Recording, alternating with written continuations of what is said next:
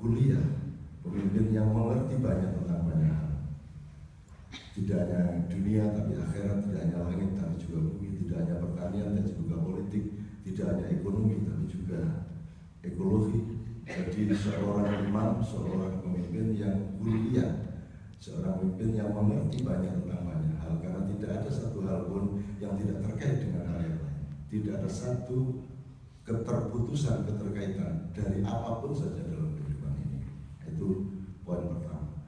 Oleh karena itu, ketika Allah berfirman, A'udzubillahi minasyaitonir rajim, ya ayyuhan nas inna khalaqnakum min dzakarin wa untha wa ja'alnakum syu'uban wa qabaila lita'arafu. Juga terjemahannya di Depak atau terjemahan Quran yang lain itu selalu diterjemahkan, wahai manusia, aku ciptakan engkau bersuku-suku berbangsa-bangsa. Kalau bersuku-suku berbangsa-bangsa itu ya ayyuhan nas inna khalaqnakum min mudzakkarin wa muannatsin. Jadi di Zakarun wa unsa itu bukan laki dan perempuan, tetapi dimensi kelelakian dan dimensi keperempuanan. Nah, yang punya dimensi keperempuanan dan kelelakian tidak hanya manusia. Maka di dalam peradaban bahasa kita mengenal bahwa kalau country itu perempuan, land itu perempuan. Meskipun bangsa-bangsa yang berbeda-beda menunjuk yang berbeda juga. Kalau di Indonesia, country itu tanah air. Tanah air itu ibu pertiwi, jadi tidak boleh disebut bapak pertowo, tapi ibu pertiwi, jadi dia perempuan, kan begitu. Ini bukan sesuatu yang iseng-iseng, ini sungguh-sungguh. Kalau PNS itu pegawai negara, bukan pegawai negeri, karena negeri itu abstrak, dia bukan kosakata untuk konstitusi dan birokrasi. Negeri itu kosakata keindahan, kesenian dan kebudayaan. Maka tidak ada undang-undang negeri, ada undang-undang negara. Maka PNS adalah pegawai negara sipil, sehingga mereka harus taat kepada undang-undang negara. Nah, karena undang-undang negeri itu tidak ada, maka PNS yang kepanjangannya pegawai negeri sipil, mereka boleh tidak taat kepada undang-undang apapun, karena tidak ada undang-undang negeri, yang ada undang-undang negara. Kelihatannya kata-kata seperti ini sepele, tapi buktinya memang teraplikasi betul untuk kekeliruan kata itu. Bapak sekalian, maka saya dibanding imam, dibanding bapak lain, saya tidak punya kredibilitas untuk kuliah maupun untuk juz'iyah, karena saya tidak punya pembelajaran Islam tradisional pun tidak, pembelajaran Islam modern pun tidak. Saya tidak pernah kuliah di Kairo, di Madinah, di Baghdad, di Mekah. Saya juga tidak pernah kuliah di universitas-universitas yang orang bilang sekuler, meskipun tidak tepat betul. Saya juga bukan tamatan pesantren. Pesantren yang pernah saya masuki juga bukan pesantren salafiyah klasik. Saya juga cuma belajar mahfuzat sama hadis, tidak sampai 10. Jadi saya tidak punya kredibilitas dan tidak punya sejarah atau jam terbang keilmuan untuk duduk di sini. Nah, mudah-mudahan kekeliruan ini dimaafkan oleh Allah Subhanahu wa Ta'ala, karena yang keliru adalah yang mengundang, bukan saya. Oke, itu pertama. Jadi Bapak sekalian, ini saya sangat serius karena saya tidak punya kemampuan. Misalnya tadi imam membaca surat Ar-Rahman, 'allamal Qur'an, khalaqal insana, 'allamahul bayan, was-samsu wal qamaru bihusban, gitu ya. Itu kenapa Allah bicara mengenai memberikan ilmu kepada manusia, tapi hulu ledaknya atau busurnya itu Ar-Rahman. Kenapa Allah berperan sebagai Ar-Rahman kemudian berbicara mengenai memberikan ilmu, Allamahul bayan, memberikan penjelasan-penjelasan atau keterangan-keterangan. Why Ar-Rahman? Kenapa tidak berbunyi Ar-Rahimu 'allamal Qur'ana khalaqal insana 'allamahul bayan? Kok Ar-Rahman? Pasti ada kandungan ilmunya, pasti ada kontekstualitasnya, pasti ada sebab akibatnya, pasti ada hulu ledaknya. Kita belum pernah membaca tafsir mengenai hal ini, dan jangan menyangka saya mampu menafsirkannya. Saya kesini maka karena saya tidak cocok untuk kuliah, pun tidak cocok untuk juz'iyah, saya kesini hanya untuk belajar dengan Anda. Contoh-contoh pembelajaran yang saya tawarkan adalah seperti itu. Misalnya Ar-Rahman. Kok Ar-Rahman ya? Kan Allah ini punya fungsi macam-macam. Allah itu satu dan kita tidak bisa merumuskan, dan kita nggak akan tahu Allah kalau Allah tidak ngasih tahu mengenai dirinya kepada kita.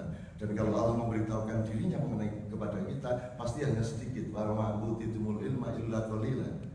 Jadi yang kita ketahui tentang Allah hanya sebatas yang Allah kasih tahukan ke kita. Kita tidak akan bisa mengenal Allah itu sama sekali. Yang kita kenal pada Allah adalah satu yang diinformasikan, dua gejala-gejala yang kita tangkap, indikator saja. Tapi bukan Allah beneran. Kalau Allah beneran, Nabi Musa pingsan di puncak Gunung Tur Sinai, kan begitu. Jadi kita juga jangan sok tahu Allah, karena kita pasti tidak tahu Allah itu sebenarnya bagaimana. Wong diri kita sendiri kita semakin lama semakin tidak tahu. Jadi misalnya kalau bunyinya Ar-Rahman berarti padahal setelah itu kan Allah khalaqal insana allamahu bayan. Jadi Allah itu menciptakan hamba-hambanya ini karena kasih sayang sosial. Dasarnya Ar-Rahman bukan Ar-Rahim, bukan kasih sayang pribadi. Mungkin kalau dia menciptakan Rasulullah, menciptakan Nur Muhammad itu Ar-Rahim. Allah sebagai orang, sebagai pihak yang cintanya sangat private dan mendalam itu Ar-Rahim. Tafsir saya, dan jangan dianut tafsir saya. Tapi menciptakan semua ini berdasarkan Ar-Rahman. Ar-Rahman wa 'allamal Qur'an, khalaqal insana 'allamahul bayan. Ini kalau diterusin setiap kaitan kata itu kan jadi buku besar semua. Jadi Ar-Rahmanu 'allamal Qur'an, khalaqal insana 'allamahul bayan. Itu setiap kaitan kata itu, kalau simulasinya kenapa kok tidak ini, kenapa tidak itu. Saya kasih contoh lain. Misalnya Rasulullah tidak pernah mengungkapkan apa itu alif lam mim. What does it mean? Kenapa Allah memilih huruf alif, lam, mim? Terus kita berabad-abad sampai kiamat kita akan menafsirkan alif lam mim itu sampai macam-macam. Ada yang mistik, ada yang magis, ada yang, kalau orang Jawa menafsirkan alif itu ketika Allah berdiri, lam itu ketika Allah rukuk, itu lambang untuk memberi pelajaran mengenai rukuk, mim itu sujud. Tapi itu kan kata kita. Yang sebenarnya bagaimana hanya Allah yang tahu, sama dengan ayam itu bunyinya bagaimana, yang benar itu ayamnya. Kalau orang Sunda bilang kongkorong itu kata orang Sunda. Kalau kata orang Madura itu kukurunu, itu kata orang Madura. Kalau Jawa kukuruyu, nah tolong jangan bertengkar mempertahankan yang benar adalah kukuruyu atau kongkorong atau kukurunu, karena yang benar adalah ayamnya. Nah kita ini bertengkar terus karena kita mempertahankan kongkorong yang satu mempertahankan kukurunu dan kukuruyu. Jadi kita tidak mengerti sebenarnya peta ketaatan kepada Allah itu proporsinya bagaimana. Itu dari alif lam mim kita sudah bisa bikin buku besar. Terus dzalikal kitabu. Kok dzalikal? Kenapa tidak hadzal kita? Kenapa tidak hadzal kita? Oh, mungkin ini positioning komunikasi. Kalau Allah bilang hadal kitab, berarti dia ada bersama hambanya. Hadal kitab, wahai hambaku, ini kitab. Tapi dzalika kan itulah kitab. Dzalika kitab, berarti Allah sedang berdiri dengan gagah perkasa sebagai dirinya yang agung itu menghadapi hambanya. Terus Allah menunjuk dzalika kitab, bukan hadal kitab. Jadi ketika itu mungkin Allah sebagai ilahun, bukan Allah sebagai Rabbun. Karena kalau Allah sebagai Rabbun itu Allah yang mendekat ke kita, mengukuhkan badan untuk mengasuh, mengayomi dan menyayangi kita, itu Rabbun. Tapi kalau ilahun adalah Allah yang berdiri tegak, Qul huwallahu ahad, Allahus samad, dan seterusnya. Nah, ternyata hadza sama dzalika ada bedanya di dalam kalimat yang kita simulasikan sama tadi itu. La raiba fihi hudal lil muttaqin. Kok lil muttaqin? Kenapa tidak hudal linnas? Al-Quran diturunkan untuk petunjuk kepada orang yang bertakwa. Logikanya yang tidak bertakwa dia tidak mendapat petunjuk dari Al-Quran. Jadi tidak usah baca Quran kalau tidak bersamaan dengan itu kita membangun takwa kita kepada Allah. Karena itu hanya hudan lil muttaqin. Walaysa hudan linnas, au hudan lil muslimin, au hudan lil ghairi. Bukan hudan untuk yang lain-lain. Kategorinya adalah al-muttaqin, orang yang melakukan yang online takwanya kepada Allah SWT. Nah, Jadi pembelajaran Al-Quran sejak TPI harus dengan bersamaan dengan pembiasaan takwa, dengan metode-metode yang mungkin agak lebih empiris, yang lebih bermacam-macam, bisa melalui permainan-permainan anak-anak dan seterusnya, tapi untuk menegaskan ketakwaan kita sehingga Al-Quran begitu dibaca dia menjadi petunjuk.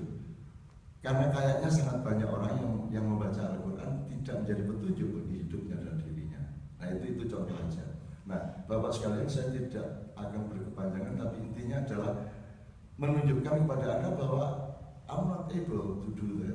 Saya tidak punya kemampuan untuk semua itu tadi. Jadi kalau Anda mengundang saya ke sini, itu mudah-mudahan Anda tahu kesalahan Anda yang sangat serius itu yang pertama. Ini sangat serius saya, karena orang di Indonesia semua pada mengajukan diri seolah dia pantas memimpin, seolah dia pantas menjadi apa-apa. Padahal pantas dan tidak itu legitimasi utamanya adalah Allah Subhanahu wa taala.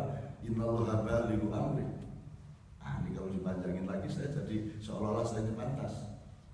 Yang kedua, untuk melanjutkan dan memberi detail kepada yang sudah saya ungkapkan.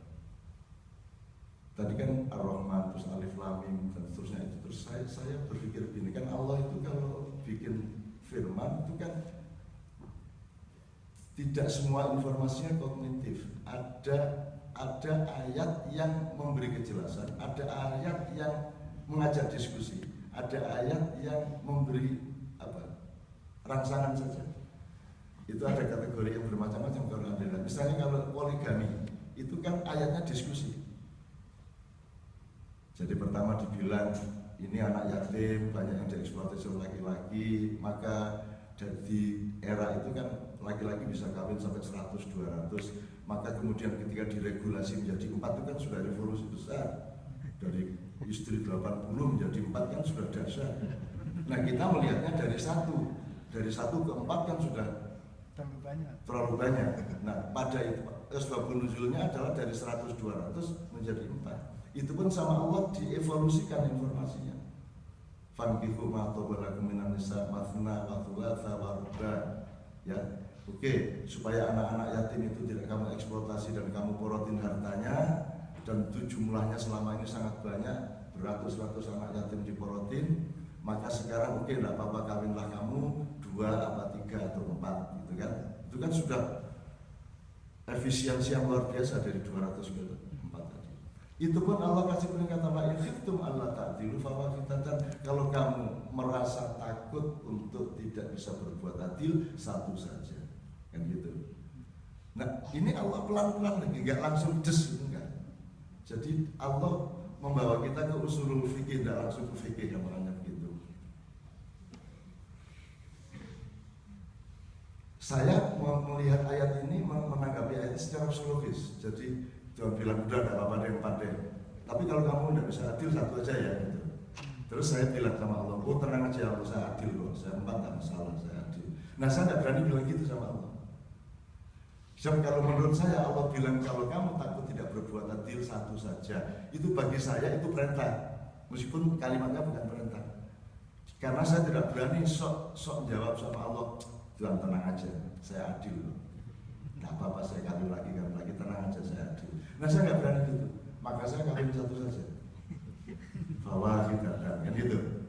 Terus nanti ada, terus nanti di ayat lain Allah mengatakan lagi walan tastatilu ta'dilu. Jawab lu sebenarnya nggak akan pernah bisa berbuat adil. Walan itu artinya niscaya tidak.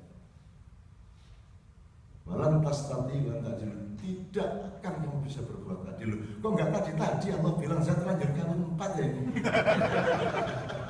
Belum tadi bilang walam tastati wan ta'dilu, dan enggak, setelah saya terlanjur udah repot ini bagi-bagi gaji saya, baru sampai bilang enggak akan bisa kamu berbuat adil. Itu yang saya maksud ayat yang diskusi, ayat yang mengajak dialektika dengan akal sehat yang disiapkan oleh Allah pada manusia. Nah itu banyak sekali ayat-ayat diskusi. Ada ayat yang implisit, yang tidak, ada ayat yang sifatnya indoktrinasi. Ada ayat yang sifatnya, ada informasi yang sifatnya bermacam-macam tadi itu. Misalnya gini.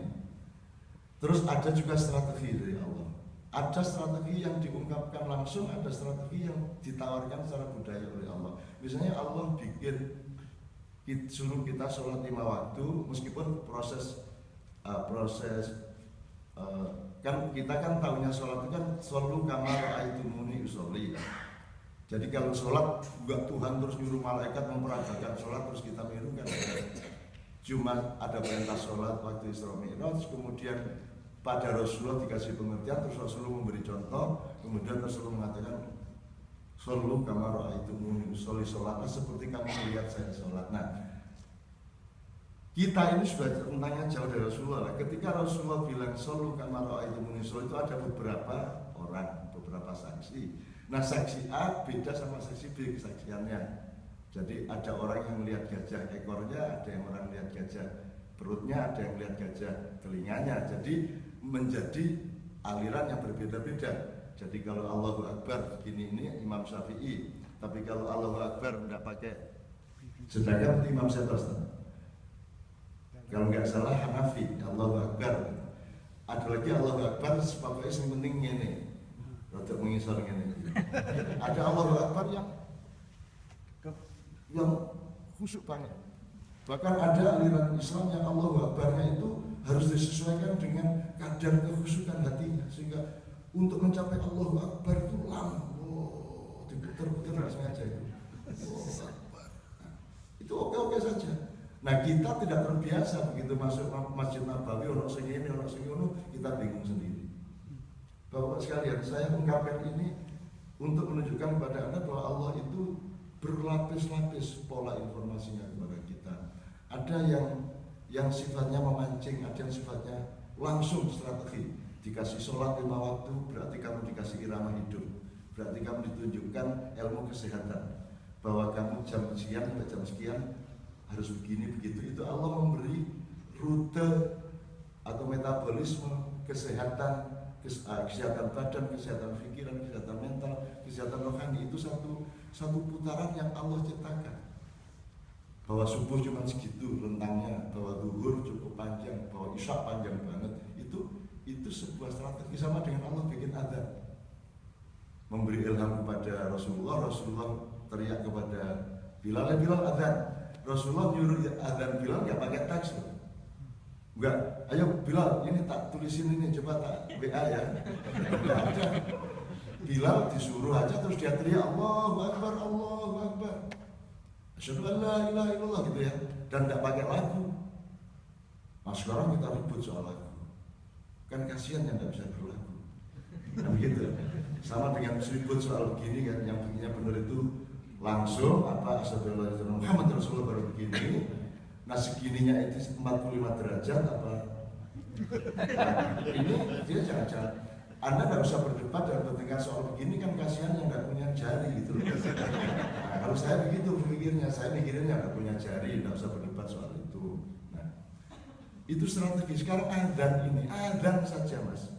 Umat Islam itu tidak perlu punya Vatikan, tidak perlu punya perusahaan, tidak perlu punya backing perusahaan Coca-Cola, Kentucky semua ngasih ke Vatikan untuk mengkristenkan seluruh dunia. Islam tidak punya itu sama sekali. Islam cukup pakai adzan, toh kalah kabeh mas. Terus ngeluh, biar Yusuf Kala bilang speaker tidak boleh, itu tidak akan bisa dicapai. Tidak, pasti terus pakai speaker. Orang marah, tapi lama-lama senang mas. Coba sekarang kalau di Indonesia tidak ada suara adzan, coba stres semua orang. Suara adzan itu nyebelin tapi ngangenin gitu. Jadi saya punya banyak teman-teman Kristen Katolik itu kalau sama saya ngobrol, diskusi apa itu, begitu ada pause dia dengar-dengar asyhadu an la ilaha illallah, karena dia tiap hari dengerin adzan padahal yang Kristen. Jadi orang jangan ragu sama kekuasaan Allah, jangan ragu sama kasih sayang Allah. Allah itu subversinya luar biasa. Subversi untuk mengislamkan orang di dunia itu luar biasa. Kita diam tidur aja nanti seluruh dunia akan masuk Islam, kok tenang aja. Kita tidak berjasa apa-apa. Kita cuma disuruh jangan bertengkar banget toh gitu dok. Bahwa dakwah dai nggak bisa kamu berdakwah kayak kamu tuh berlaku baik aja. Karena kalau ngomong dai, orang yang memanggil itu everybody, everything is dai. Burung yang berkicau itu dai. angin yang berhembus itu dai, gunung yang mengepulkan asap itu dai, semua kan memanggil manusia atau kesadaran manusia untuk ingat kepada Allah. Maka dai itu kalau bisa jangan menjadi profesi, jangan menjadi label. Everybody and everything itu dai kok. Kalau dai itu kan yang memanggil, kata kerjanya yad'u, kalau kata bendanya dakwah, pelakunya dai. Kalau mubalik kan tabligh, itu kata benda abstraknya. Kalau yubaligh itu menyampaikan, kalau mubalik orang yang menyampaikan. Lah yang menyampaikan itu siapa saja kok. Jadi sekarang kan di Indonesia susahnya itu jadi profesi. Indonesia banyak menciptakan fenomena profesional. Gus jadi profesi coba. Akhirnya ada kelompok asparagus, asosiasi paragus. Coba dulu Jamiatul Gawagis, Jamiatul Gaugas, macam-macam. Padahal Gus itu nothing to do with profession, nothing to do with ilmu, nothing to do with itu. Gus itu adalah sebutan anak kiai sejak lahir. Begitu lahir disebut Gus. Kalau anaknya orang keraton, begitu lahir disebut Den. Tuh, ini saya belok dikit, ada dahan Gus ini. Gus ini sekarang lebih berwibawa daripada kiai, daripada ulama. Maka banyak anggota DPR, kadang-kadang pejabat tinggi bikin kartu nama Gus. Begitu dia kartu namanya Gus, itu ketua Banser takut, ketua Ansor takut, kiai-kiai di desa takut. Ini Gus ternyata. Padahal Gus itu Mas, Gus itu kan cuma sebutan budaya untuk anak kiai di pesantren. Nanti kalau dia terdidik di pesantren, kemudian dia bisa mulang kitab kuning, mengajar kitab kuning Bata Isya, itu dia menjadi yai. Jadi dia bukan Gus lagi tapi yai. Misalnya pendiri NU Hadratus Syekh Hasyim Asy'ari itu panggilannya di Jombang Mbah Yai Hasyim, bukan kiai. Dia menjadi kiai itu ketika yai-yai Jawa Timur ini melebar sampai ke Jawa Tengah. Di Jawa Tengah itu semua orang yang dihormati disebut Ki. Ki Hajar Dewantoro, Ki Muhammad Tauhid, Ki siapa. Nah, Ki Mantep Sudarsono. Nah, begitu yai-yai ini ke Jawa Tengah, orang bertanya, itu siapa itu? Oh, yai, itu yai dari Timur. Oh, lama-lama panggil Ki Yai gitu. Jadi kiai itu asal usulnya yai digabung dengan ki. Ki adalah cara orang Jawa Tengah menghormati sesuatu. Nah, akhirnya kalau ki budaya ini campur dengan yai yang sifatnya religius dan pesantren, maka kiai adalah orang yang dianggap punya keunggulan budaya dan religi. Maka benda pun kalau dia punya dimensi religi, punya dimensi budaya, dia disebut kiai. Jadi kalau di sekaten ada gamelan namanya Kiai Guntur Madu, Kiai Sekati, terus Kiai Kanjeng. Itu sebutan karena benda ini dipakai untuk dua keperluan, yaitu religi dan budaya. Nah, tombak Kiai Bancak, Kiai Pleret, kerisnya Sunan Ampel Kiai Kolomunyeng, terus ada Kiai Nogososro Sabunten, Kiai Sangklat. Saya hafal kiris-kiris itu karena saya pedagang keris. Oke, jadi Bapak sekalian, saya sampai ke situ-situ itu karena kita banyak salah kaprah. Maka saya mending mundur beberapa langkah pada Anda untuk menunjukkan bahwa saya pun tidak mau meletakkan diri sebagai orang yang merasa punya kepantasan melakukan sesuatu. Maka yang harus kita lakukan adalah belajar bersama. Maka forum-forum saya di mana-mana adalah sinau bareng. Oke, mohon maaf saya agak batu-batu sedikit. Salah satu ciri ulama di Indonesia, terutama kiai-kiai di desa, adalah dia sakit batuk. Jadi kalau Anda datang ke desa ketemu kiai, dia pasti keluar dari rumah pakai teken, pakai tongkat terus. Nah, itu kiai berarti. Nah, saya karena kurang kiai, saya batuknya sekali-sekali doang. Iya Mas, itu serius. Kalau enggak pilot itu enggak kiai. Kalau kiai itu cirinya pilot, dari imam itu loh. Nah gitu, itu serius ini. Ini ikon budayanya kiai itu adalah dia terbungkuk-bungkuk, terus batuk-batuk, terus nanti dia calon bupati datang, calon gubernur datang, terus dia bilang, sakit ya enggak loro ini anak-anak ini loh, anak-anak yang masa bikin gendang gitu aja nggak jadi-jadi. Oh mau gendang Pak Yai, ini nanti saya kira. Ya Pak ya, oke. Saya akan kembalikan ke pohonnya. Saya agak keluar ke Anda untuk menunjukkan kepada Anda bahwa apa namanya, kita itu memang punya PR banyak.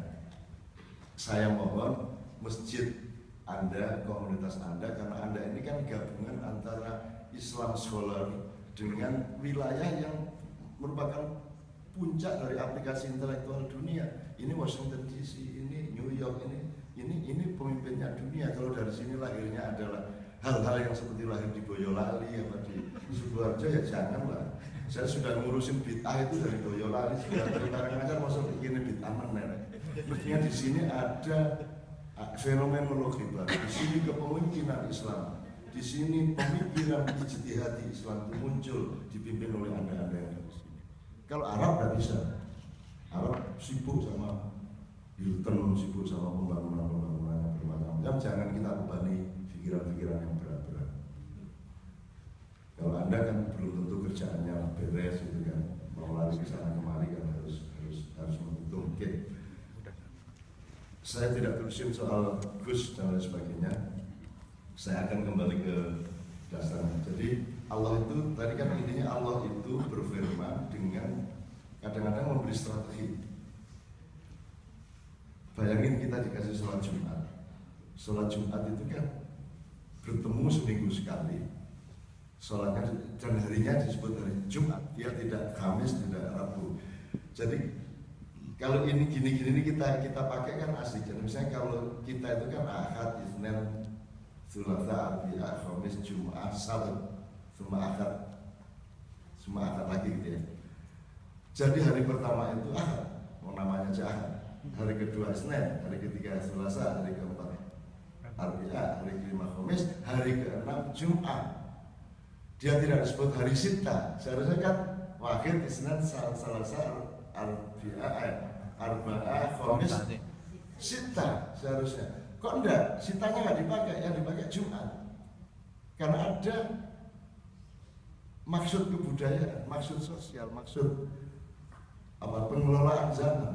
Jadi pada hari ke-6 itu kita berkumpul, kita kerja dari Ahad, Minggu sampai Kamis, kemudian kita berkumpul di masjid hari Jumat, sholat resmi dulu, baru kita berunding-unding, saling berinteraksi. Kamu gimana kemarin kerjaannya? Kamu udah jadi ini belum? Terus kita runding pada Jumat itu, terus kita pulang lagi. Sabat itu hari private, hari tafakur, hari dimana kita dengan keluarga kita mengambil jarak dari dunia, dari kantor, dari pekerjaan dan seterusnya. Kita memiliki hari Sabat, kalau orang Yahudi kan Sabat begitu. Jadi hari Sabtu, Sabat itu hari perenungan, sehingga besok hari Minggu Ahad kita kerjanya lebih fresh dan lebih punya kesadaran baru. Jadi Allah itu kayak departemen, kayak menteri dalam negeri. Dia susun ini, susun itu gitu ya. Tapi kita nggak pernah pakai Jumat itu. Kita hanya melihat sholat Jumat sebagai kewajiban syar'i, tidak pernah sebagai peluang untuk strategi, tidak pernah untuk membangun umat. Kita tidak berpikir seperti itu. Sama dengan haji. Tidak mungkin waktu di Mina itu kita kumpul beberapa hari ya untuk giliran Jumrah itu. Nggak mungkin kita misalnya umat Islam Nigeria kumpul sama Turki, Indonesia kumpul runding gimana ya gimana, nggak boleh kumpul. Yang boleh itu belanja. Di sana tuh, tuku sembarang orang semua. Loh, jadi haji saja tidak kita cari manfaat intelektual dan spiritualnya, hanya kita pakai untuk kuliner dan pariwisata, gitu. Padahal Allah sudah siapkan luar biasa itu strateginya. Itu contoh aja bahwa ayat Allah tidak hanya di Quran. Ayat Allah itu ada yang qauliyah di Al-Quran, ada yang kauniyah. Kauniyah itu ada pada diri manusia, ada pada alam semesta, dan yang dikandung secara implisit oleh perintah-perintah Allah seperti haji di Mina tadi. Itu. Ini kita sedang bertengkar sekarang soal grain, kemudian soal Jumroh yang kemarin, dan saya yakin kita tidak akan mendapat kesimpulan objektif. Kita pasti akan kembali ke masing-masing pihak dan membenci pihak yang lain. Biasanya seperti itu. Oke, saya akhiri begini. Karena Allah itu bermacam-macam fenomenologi informasinya, instruksinya, perintahnya, anjurannya dan sebagainya. Saya merasa kita punya PR seperti ini Bapak-Bapak sekalian. Kalau saya ini agak sastrawan dulu ya. Jadi kalau saya bikin kalimat itu kan ada regulasinya, ada parameternya. Misalnya saya beli kacamata dan handphone dan air minum dan cincin. Saya tidak bilang saya beli handphone, saya beli kacamata, saya beli air minum, terus saya beli cincin. Kan cukup satu kali, saya beli handphone dan air minum dan ini. Itu kan kalimatnya Mas. Tidak perlu 2 kali, tidak perlu 3 kali. Bener kan Mas? Kecuali retorika. Kalau mau puisi baru aku membeli aqua, aku membeli cincin, itu sastra. Tapi kalau memang membeli semua ya disebut semua membeli. Tapi kalau mau praktis bahasa yang biasa ya aku membeli A dan B dan C dan D kan gitu. Nah ini ada ayat Allah, atiullah wa atiur rasul wa ulil amri minkum. Jadi ada 3, Allah, Rasul, ulil amri. Yang pakai atiu 2, atiullah wa atiur rasul. Terus tidak wa atiu ulil amri minkum, enggak. Menurut Anda ini aneh enggak? Kenapa ada atiullah wa rasul wa ulil amri minkum? Kalau memang mau lengkap ya mau cuma tambah 1 kata aja, wa atiullah wa atiur rasul wa atiu ulil amri minkum. Kenapa 2 tanggung? Kenapa tidak 1 saja atau 3 sekalian? Apa ini tidak ada maksudnya dari Allah? Gitu loh Mas. Ini loh yang saya pengen belajar sama Anda semua. Apa sih kok? Mbok sudah atiullah wa rasul wa ulil amri minkum. Atau kalau mau lengkap ya atiullah wa atiur rasul wa atiur ulil amri minkum. Kok tanggung kok 2 dari 3 objek? Perintahnya hanya 2. Nah ini kan yang disebut retorika, yang disebut susastra, yang disebut balaghon. Mungkin dia uslub, mungkin dia tingkat diplomasi. Ini Allah berdiplomasi. Nah saya sendiri itu mengira-ira, tapi jangan percaya sama saya. Saya itu mengira-ira. Oh kayaknya atiullah itu pakai ati, itu mutlak, tidak bisa ada atiullah. Terus wa atiur rasul pakai atiku juga karena mutlak juga. Tapi kalau ulil amri, ulama, imam, ustadz, kiai, gus, sampai turute itu tidak pakai ati. Mungkin Allah dan Rasul itu mutlak bagi kita untuk mentaati. Tapi kalau imam, sampai turute sampai kiai, gus tadi itu relatif. Nanti dulu. Nah ini kira-kira seperti itu. Maka seseorang punya hak untuk langsung taat Allah dan taat Rasulullah karena pusing sama ini, sama ulul amri ini. Wong Idul Fitri itu jarang banget sama itu. Wah, repot ini ulul amri ini repot. Akhirnya orang taruhan loh Mas sekarang. Ayo Idul Fitri itu bareng dari pemerintah sama NU 1.000 kan? 1 juta. Taruhan jangan hanya sepak bola Mas. Sepak bola taruhan tidak bisa dihalangi, tidak bisa dihilangkan sama sekali. Sekarang terawih itu taruhan kok. Coba imamnya nanti baca kulhu atau tidak 3.000 loh gitu ya. Nah, tadi beliau baca hampir separuh surat Ar-Rahman. Itu kan bisa untuk taruhan. Coba imam nanti subuhnya panjang apa pendek, $10. Jadi ya Allah ya Rabbi ya Karim. Kita ini sekarang bingung, kita bertengkar karena kita tidak punya kesepakatan mengenai yang ketiga ini. Akhirnya kalau orang desa, kalau ditanya gini-gini, apa dalilnya? Mana apa kitabnya? Kata siap kayak kiai siapa? Mereka tidak pernah nanya apa kata Allah, apa kata Rasulullah. Yang mereka tanya, apa kata kiai. Itu kalau orang desa, kelas menengah ke bawah. Sementara kalau kelas terpelajar itu sangat percaya kepada ulil amri. Ibnu Katsir, Jalalain, Ibnu Taimiyah, Imam Ghazali, dan semua ulama-ulama yang menulis kitab-kitab itu bagi mereka itu hampir seperti Al-Quran itu sendiri. Maka menurut kitab ini, menurut kitab ini, menurut kitab ini, itu loh. Nah saya di situ kan pusing, saya nggak percaya siapa-siapa. Padahal posisinya pasca Rasulullah itu sama semua. Kalau kitab kuning dibikin, kita sekarang juga bisa bikin kitab kuning sendiri, aslinya. Terus kita melindungi diri kita, jangan menafsirkan. Kalau menafsirkan itu harus wali, harus punya kredibilitas iman yang tinggi. Sehingga kita tidak akan pernah percaya kepada siapapun sekarang. Yang kita percaya adalah kitab yang sudah jadi, gitu. Terus Khulafaur Rasyidin. Kalau yang sekarang tidak akan kita percaya. Siapapun ngomong apapun, aslinya tidak kita percaya. Itu sebabnya saya aslinya tidak mau ceramah di sini. Ngomong apa saja Anda toh tidak percaya. Jelas ya? Tidak akan legitimate.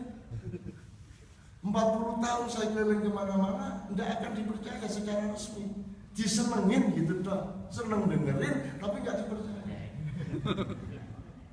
Saya tidak ada masalah, cuma jangan terlalu direpotin juga saya ini gitu. Nah gitu Bapak sekalian. Nah ini bagaimana sebenarnya ulil amri minkum ini? Nah saya kira metodologinya adalah dalam Islam ada ijtihad, ada ittiba, ada taklid. Ijtihad adalah orang yang ketika mengambil keputusan dia mencari sendiri dari Al-Quran, dari hadis, dari ijma, qiyas, semua dia cari, kemudian dia ambil keputusan. Itu dia seorang mujtahid. Ada lagi kebanyakan orang yang tidak sempat lah masa baca Quran, malah uang dulu harmoko itu Al-Fatihah aja tidak hafal. Gitu. Terus mau aku juga hafal Quran itu kan sudah lah, tidak sempat, kerjaan saya banyak. Akhirnya dia milih ittiba. Ittiba itu ngikut. Nah, ngikut Rasulullah langsung bahannya juga dia nggak accessible. Ya sudahlah, Rasulullah ke siapa yang terdekat sama dia itu yang dia ikutin. Tapi kalau ittiba masih lumayan, dia mencoba memahami apa yang diikuti. Kalau ijtihad dia mencari sendiri untuk mengambil keputusan. Kalau ittiba itu mengikuti tapi dengan memahami apa yang dia ikuti. Jadi ini yang benar apa ya? Hilal apa? Ru'yah apa hisab, dia ikut mikir. Ikut mikir. Wah, saya percaya hilal. Jadi jangan hanya Idul Fitri sama Idul Adha yang kita harus melihat hilal. Tiap subuh harus cari hilalnya ada apa tidak. Tiap maghrib. Enggak hanya nunggu Idul Adha, Idul Fitri. Ini juga aneh, sudah ada kalender, setelah itu hilang lagi. Selalu hilang loh kalender ini. Kan di kalender kan jelas Idul Adha tanggal berapa. Tiba-tiba harus lihat hilang lagi gitu kan. Di Indonesia ini banyak aneh Indonesia. Dan hari rayanya tidak sama, nanti di sininya sama lagi. Kan mestinya kalau tidak sama kan makin mundur. Sehingga jumlah harinya di tahun kan menjadi berbeda. Tapi Indonesia tidak. Urusan Idul Fitri tahun ini ya tahun ini, yang tahun depan bertengkar lagi, tidak ada keterkaitan kalendernya dengan tahun yang kemarin. Jadi ternyata itu semua soal proyek, itu semua soal gengsi, itu semua soal apa namanya, ya soal martabat golongan. Mosok Gus Dur aja tak tanya, Gus sampean lu lapor gak dekret? Sama enggak? Bilang saya, kalau urusan sama TNI bilang saya punya pengalaman 30 tahun sama militer, saya tahu persis militer. Sampai kok sama kolonel Juanda doang, terus percaya terus bikin dekret, gitu kan? Terus Gus Dur jawab, ini waktu dia jatuh itu, saya datengin pagi-pagi, terus dia jawab, Gus gue kalau dekret ya, lumayan punya dekret, Gus gue presidennya nggak tahu ya dekret, lumayan kalau dekret, Jadi gitu, ada martabat yang aneh-aneh. Anda di Kabupaten A, ya, bupatinya tidak mau membangun X misalnya bandara, nggak mau ini karena 5 tahun nggak cukup pembangunannya, ntar yang dapat nama bupati setelah saya. Nah gitu kan. Atau kalau ada yang ikhlas membangun bandara, membangun apa yang jangka waktu pembangunannya lebih dari masa jabatan dia membangun, terus ada bupati baru Anda mau, bukan saya yang bangun kok. Akhirnya terbuka lagi gitu.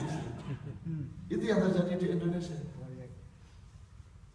Dan itu di semua hal, teman-teman sekalian. Nah, saya ingin mengatakan pada Anda, mari kita cari benar kesepakatan bahwa orang beragama, orang menjalankan hidup itu dia harus ambil keputusan sendiri pada akhirnya. Anda sholat tidak karena Imam Syafi'i. Sholat Anda bukan keputusan imam, sholat Anda bukan keputusan siapapun. Sholat Anda adalah keputusan Anda di hadapan Allah dan Rasulullah. Meskipun wacananya adalah ulama-ulama, tetapi sholatmu bukan keputusan ulamamu. Sholatmu adalah keputusanmu. Kalau sholatmu adalah keputusan ulamamu, itu berarti Anda kategori ketiga, yaitu taklid. Taklid adalah anut gerubyung rubuh-rubuh gedang bahasa Jawanya. Wis pokoknya orang ngalor aku ngalor orang itu saya ikut ke selatan. Itu namanya taklid. Dan yang paling dijaga di Islam adalah jangan sampai menjadi muqallidin, orang-orang yang bertaklid yang gitu selama ini. Minimum kita jadi mutabi, orang yang taat, orang yang mengikuti jejak Rasul, meskipun nasabnya macam-macam. Dan kita coba paham apa yang kita ikuti. Nah, kebanyakan sekarang menurut saya adalah sudahlah dia taklid, yang ditaklid itu nggak jelas juga. Gitu. Nah, itu contohnya sangat banyak. Yang tadi siang apa? Tadi malam ya, kemarin sore ya kita sudah sebut sebagian. Jadi Bapak sekalian, kita ini nanti di hadapan Allah, mulai di kuburan itu kan sudah tidak ada urusan parpol, tidak ada urusan golongan, tidak ada urusan apapun. Kita harus bertanggung jawab secara individu. Bahkan kita tidak bisa ditolong oleh ibu, bapak, anak, tidak bisa ditolong. Gitu kan? Tidak bisa ditolong oleh yang membaiat kita pun tidak bisa ditolong. Kita tidak bisa ditolong oleh presiden, tidak bisa ditolong oleh ulama. Yang bisa menolong kita cuma kasih sayang Allah kepada Rasulullah, yang bisa menawar nasib kita, yang disebut syafaat. Jadi kalau kita dekat sama Rasulullah, mudah-mudahan Allah tidak tega. Wa ma mu'adzibuhum wa antum wa anta fihim. Allah tidak akan mengadab suatu lingkungan, suatu atau seseorang atau siapapun yang Rasulullah, yang Muhammad bersama dia. Lumayan yang ada peluang untuk tidak terlalu masuk neraka gitu kan. Itu pun kalau masuk neraka mudah-mudahan Allah memanggil. Karena ada cerita Allah memanggil 2 ahli neraka. Ini sudah besoknya. Iya. Sekarang waktunya tanya jawab. Oke. Tuntasin aja. Diterusin ya. Tuntasin aja yang terakhir ini. Ini ada jangan percaya sama saya. Saya intinya itu, jangan percaya sama saya. Tidak ada gunanya. Anda harus percaya sama Allah Rasulullah. Kalau saya segaris sama Allah Rasulullah, ambil. Tapi saya tidak akan punya harga diri dan kebutuhan untuk ditaati siapapun, karena saya tidak boleh ditaati oleh siapapun. Even oleh anak saya. Anak saya taatnya kepada Allah Rasulullah. Kalau dia segaris dengan saya, itu tidak berarti dia taat sama saya. Dia taat kepada Allah melalui pemahamannya kepada saya. Kewajiban anak saya kepada saya adalah birrul walidain, bukan taat. Kalau taat itu ilallah wa rasul. Kalau saya ulul amri rasulnya tidak. Nah, saya ceritain, siapa tahu kalau kita itu kan gini Pak, kalau saya ke rumah sampean formal kan, sampean nyuguhinya kan formal, teh, makanan. Tapi begitu sudah sekali 2 kali bertamu, mungkin yang ketiga saya sudah berani bilang, sudah berani minta sesuatu, sudah berani ke dapur, ya sudah. Jadi kalau makin cinta itu makin murah kan gitu. Begitu dalam persahabatan, insya Allah begitu juga sama Allah. Karena ada kasus di mana Allah tidak menghisap hambanya. Kita meriwayat sirah Rasul. Ada hamba yang bilang kepada Rasulullah, ya Rasulullah, kalau Allah berani menghisap saya, menghisap dan menghitung salah saya, dosa saya akan hisap dia. Itu coba ada hamba kurang ajar ya. menghisap Allah gitu. Menghisap Allah. Wah, malaikat Jibril kaget. Siapa ini ngomong ini? Siapa ini? Ada bahasa nanti saya punya teksnya. Terus tanya, maksudnya kamu bagaimana menghisap Allah? Ya kamu yang dihisap oleh Allah, kata Jibril. Jadi ini komunikasi online yang luar biasa. Orang ini sebenarnya nyari Rasulullah tidak ketemu, terus dia tawaf di Ka'bah, dia tawaf menyebut ya Karim, ya Karim, ya Karim, ya Karim, ya Karim. Terus ada lagi di belakangnya menyebut ya Karim, ya Karim, ya Karim. Noleh, kok kamu niru saya? Terus yang di belakang bilang, lu enggak, saya memang suka ya Karim kok. Awas kalau kamu godain saya. Terus dia terus ya Karim, ya Karim, ya Karim, ya Karim. Yang di belakangnya gitu lagi ya Karim. Kamu nih gangguin saya. Loh, saya nggak gangguin. Kalau kamu masih ya Karim lagi di belakang saya, nanti saya kasih tahu, saya laporkan kamu kepada Muhammad. Dia bilang gitu. Orang yang paling saya cintai, orang yang paling saya kagumi. Nah, yang ya Karim di belakang tadi Rasulullah. Muhammad kaget. Lemahnya Rasulullah itu sama fungsi karimnya Allah itu kan dia sangat romantis. Bukan hanya Rahman Rahim, Karim. Itu romantis. Orang itu dilala juga ya Karim gitu. Loh, jadi kamu kesini mencari Muhammad? Tahu Muhammad? Tuh, saya nggak tahu, tapi saya memang mencari. Kamu sudah kenal Muhammad? Belum. Tapi kan saya beriman kepada Allah dan Dia. Kalau kamu macam-macam saya laporkan ke Muhammad. Gitu. Nah, Rasulullah tidak tahan karena dia bukan pemain drama. Kalau saya yang jadi panjang-panjangnya. Karena Rasulullah itu orang yang mukhlis, akhirnya ya langsung ya Abdullah, ya wahai hamba Allah, akulah yang kau cari, akulah Muhammad, gitu kan? Wah, mereka berpelukan terus si Badui ini terus berdoa, ya Allah, Allahumma arham Muhammad, Allahumma arhamni wala tarham ahad. Kalau Anda paham bahasa Arab, Anda langsung ketawa. Karena Anda begitu paham, sedikit yang tahu. Jadi orang Badui ini kalau sudah fanatik, sudah cinta sama Muhammad, dia monopoli. Ya Allah, cintailah Muhammad, ya Allah, cintailah aku, dan jangan cintai siapapun saja. Coba. Itu bahasa Arabnya Allah, marham Muhammad, marhamni wala tarham ahad. Gusti Allah gue cekikian, ada gitu. Ini jangan marah ya. Ini yang menyebabkan saya dimarahi di New York. Saya dianggap orang yang memperolok-olokkan agama, sehingga saya akan diadab Allah. Dan kalau Anda ikut ketawa, Anda akan kena adab juga. Mulai hari ini jangan ketawa terus. Terus begitu dia pelukan dengan Rasulullah dan berdoa, kan terus Jibril datang. Wahai Muhammad, Allah menyampaikan salam kepadamu. Terus Muhammad jawab, waalaikumsalam ya Allah, gitu. Terus, Muhammad, Allah berpesan kepada Badui yang memeluk kamu itu, bilang sama dia. Terus Muhammad menirukan Jibril ngomong sama si Badui, wahai Badui, Allah pesan kepadamu, kamu tadi tawaf dengan mengucapkan ya Karim, ya Karim, ya Karim. Kamu pikir kalau kamu memuji-muji Allah ya Karim, ya Karim, terus kamu pikir terus dosamu tidak dihisab oleh Allah. Biar kamu keliling ya Karim, ya Karim, tetap kamu dihisab oleh Allah. Itu kata Jibril menirukan Allah, diteruskan oleh Rasulullah. Baduinya marah. Kalau Allah berani menghisab saya, aku akan hisab dia. Loh, piye gitu kan? Wahai Badui, bagaimana kamu akan menghisab Allah? Kata Rasulullah. Jibrilnya keras, Rasulullah lembut, kan gitu kan? Udah tahu kan? Rasulullah tidak pemarah. Bagaimana kamu menghisab Allah? Kamu yang dihisab Allah, kamu seorang hamba Allah itu yang maha segalanya. Terus si Badui jawab, kalau Allah menghisab dosa, aku akan menghisab kedermawanannya, permaafannya. Silakan hitung dosa saya, silakan hitung kurang ajar saya, tapi akan aku hitung seberapa besar ampunannya kepada saya. Loh, menunggu. Itu kan kalau Anda memahaminya dengan syar'i kan bingung, piye kok ngomong kayak gini. Padahal itu kan indah banget kalau saya. Kan memang kita ya Allah, Ghafurur Rahim, ya Allah, Engkau punya 6 sifat permaafan. Allah sendiri mengatakan, wahai hambaku, datanglah kepadaku dengan dosa sebesar gunung, dan ketahuilah bahwa gunung-gunung dosamu itu bisa aku telan dengan ampunanku yang jauh lebih besar dari gunung. Kan gitu, ada hadis Bapak sekalian. Nah,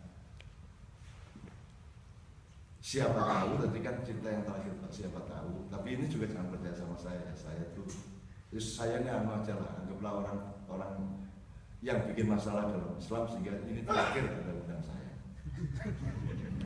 Orang ngomongnya ngawur dan kena adab Allah. Jadi suatu hari menurut berita dari Rasulullah, ada Allah itu tertarik sama dua penghuni surga. Jibril panggil itu dua hambaku itu, panggil ke sini, aku akan tanya kepada mereka berdua. Terus dipanggil, diambil sama Jibril dari dekat orang. Fulan, kenapa kamu masuk neraka? Itu Allah tanya. Terus si Fulan menjawab, ya Allah, saya mohon ampun karena selama hidup saya tidak pernah berbuat baik. Gitu. Terus Allah bilang, wah pantas lah kamu masuk neraka lah, tidak pernah berbuat baik. Tuh. Nah, kamu kenapa? Terus satunya, ya Allah, saya juga mohon ampun selama saya hidup di dunia saya tidak pernah taat kepadamu ya Allah. Wah pantas karo-karo ini masuk neraka. Pulang. Allah pulang. Begitu dua orang ini pulang, Allah melihat kok beda dua orang ini. Jibril panggil lagi. Jadi yang satu itu lari cepat, yang satu itu ragu-ragu mau lari dan noleh ke sana kemari. Yang lari cepat, yang satunya noleh. Terus dipanggil lagi oleh Jibril, Allah tanya, kenapa kamu tadi lari cepat ketika saya suruh pulang? Lu kan saya sudah bilang ya Allah, selama hidup di dunia saya tidak pernah taat. Begitu kamu perintah saya langsung taat, lumayan loh sekali saya taat. Saya lari secepatnya. Ini saya diperintah Allah untuk balik, saya balik lari. Tidak mikir apa, pokoknya lumayan saya punya kesempatan untuk taat kepada Allah. Terus Allah mengatakan, oh jadi kamu tadi itu lari cepat karena taat kepadaku. Iya ya Allah, alhamdulillah, meskipun sekali saya taat kepada Allah. Oke, masuk surga saya, masuk surga. Tuh, tapi jangan percaya sama saya. Terus kamu ngapain tadi toleh larinya nggak jelas? Ya Allah, saya itu ragu. Engkau suruh untuk pulang, itu maksudmu pulang ke surga apakah ke neraka? Aku bingung. Pulang kemana? Lari ke sana, jangan-jangan seharusnya ke sana. Akhirnya aku husnudzon kepadamu ya Allah. Allah Maha Pengasih Penyayang, pasti maksudnya adalah menyuruh aku pulang ke surga. Jadi kamu tadi itu ragu-ragu karena kamu husnudzon kepada saya. Iya ya Allah, aku husnudzon. Masa Allah menyuruh aku ke neraka? Pastilah karena cintamu engkau menyuruh aku ke surga. Jadi kamu husnudzon. Iya, oke, masuk surga. Gitu. Nah, saya doakan kita semua masuk neraka, terus dipanggil sama Jibril. Supaya nanti dipanggil sama Jibril untuk diwawancari Allah. Kalau dipanggil. Kalau nggak dipanggil ya mohon maaf ya. Oke, saya sekali lagi mohon maaf ya. Ini mudah-mudahan ada beberapa hal yang terbuka di pikiran kita bersama. Intinya saya tidak kuliah, tidak tahu saya. Intinya saya menggoda Anda supaya afala ta'qilun, supaya tadi yang dibaca oleh Imam wa bi ayyi ala'i rabbikuma tukadziban, baca tadi lagu Sunda loh. Agak lagu Sunda, agak lagu notasi timur banget loh tadi imamnya. Itu dasar loh itu. Nanti sampean dituduh Islam Nusantara loh. Nah sekarang gitu orang tuh nggak ngerti musik, nuduh ini, nuduh itu. Nggak ada notasi itu, nggak ada jawaban loh.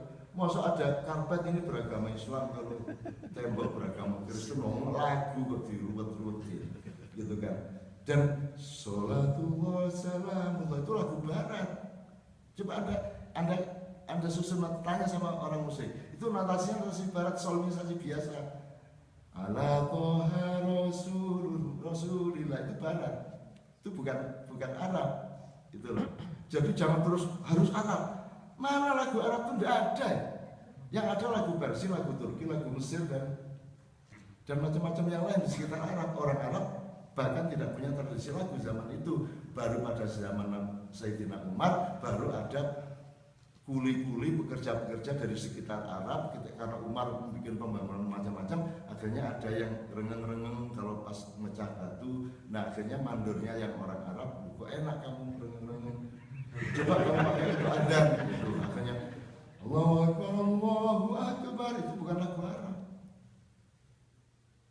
Karena kemudian lama dianggap itu pakai itu, orang menyimpulkan itu lagu Arab. Sama dengan NO itu menyangka selawat itu NO, menyangka tahlilan itu NO. Enggak, berabad-abad sebelum NU sudah ada tahlilan, sudah ada. Jangan terus kamu pikir itu milik kamu. Dan kalau orang tidak suka selawatan jangan nyalain NU, NU niru kok. Gitu loh. Jadi kita memang kurang belajar sejarah dan kurang. Menurut saya harus ada penelitian-penelitian rutin di sini. Harus ada kajian-kajian objektif terus-menerus untuk mengurangi, untuk menambah pengetahuan yang jelas dan untuk mengurangi khilafiyah maupun ikhtilafiyah. Termasuk dikategorikan levelnya bagaimana kalau khilafiyah dan bagaimana kalau ikhtilafiyah, karena berbeda khilafiyah dengan ikhtilafiyah. Oke, Mas Agus kalau ada tanya jawab, kalau enggak langsung sarapan juga lebih aman.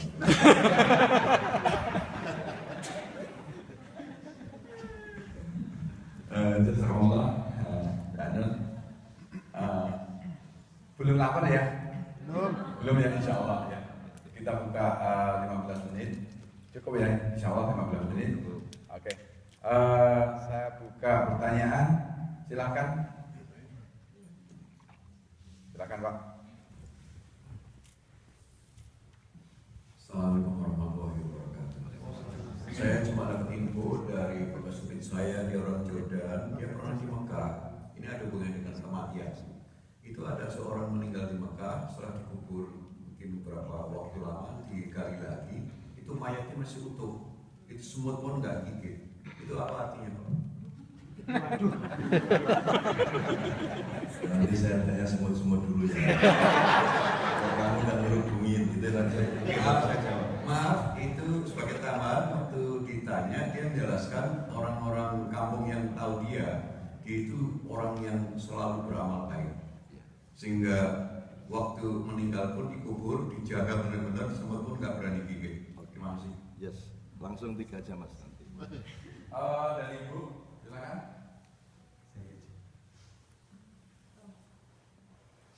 Mungkin Bu Novia. Ibu-ibu. Itu Bang Firdaus tadi. Ini Pak bagus. Oke, silakan. Bang Firdaus tadi. Beliau bagus, beliau bagus. Bang Firdaus. Ya, saya Assalamualaikum warahmatullahi wabarakatuh. Salam. Saya pernah membaca sebuah buku dalam bahasa Inggris, Ustaz. Kiai ya, bukan Kiai ya. Buku ini mengatakan suatu hari ada seorang tukang batu bata. Jadi sedang bekerja, tukang batu, tidak pernah sekolah. Jadi pokoknya kerjanya batu bata. Suatu kali kena bangun gedung tinggi, satu batu bata jatuh ke kepalanya.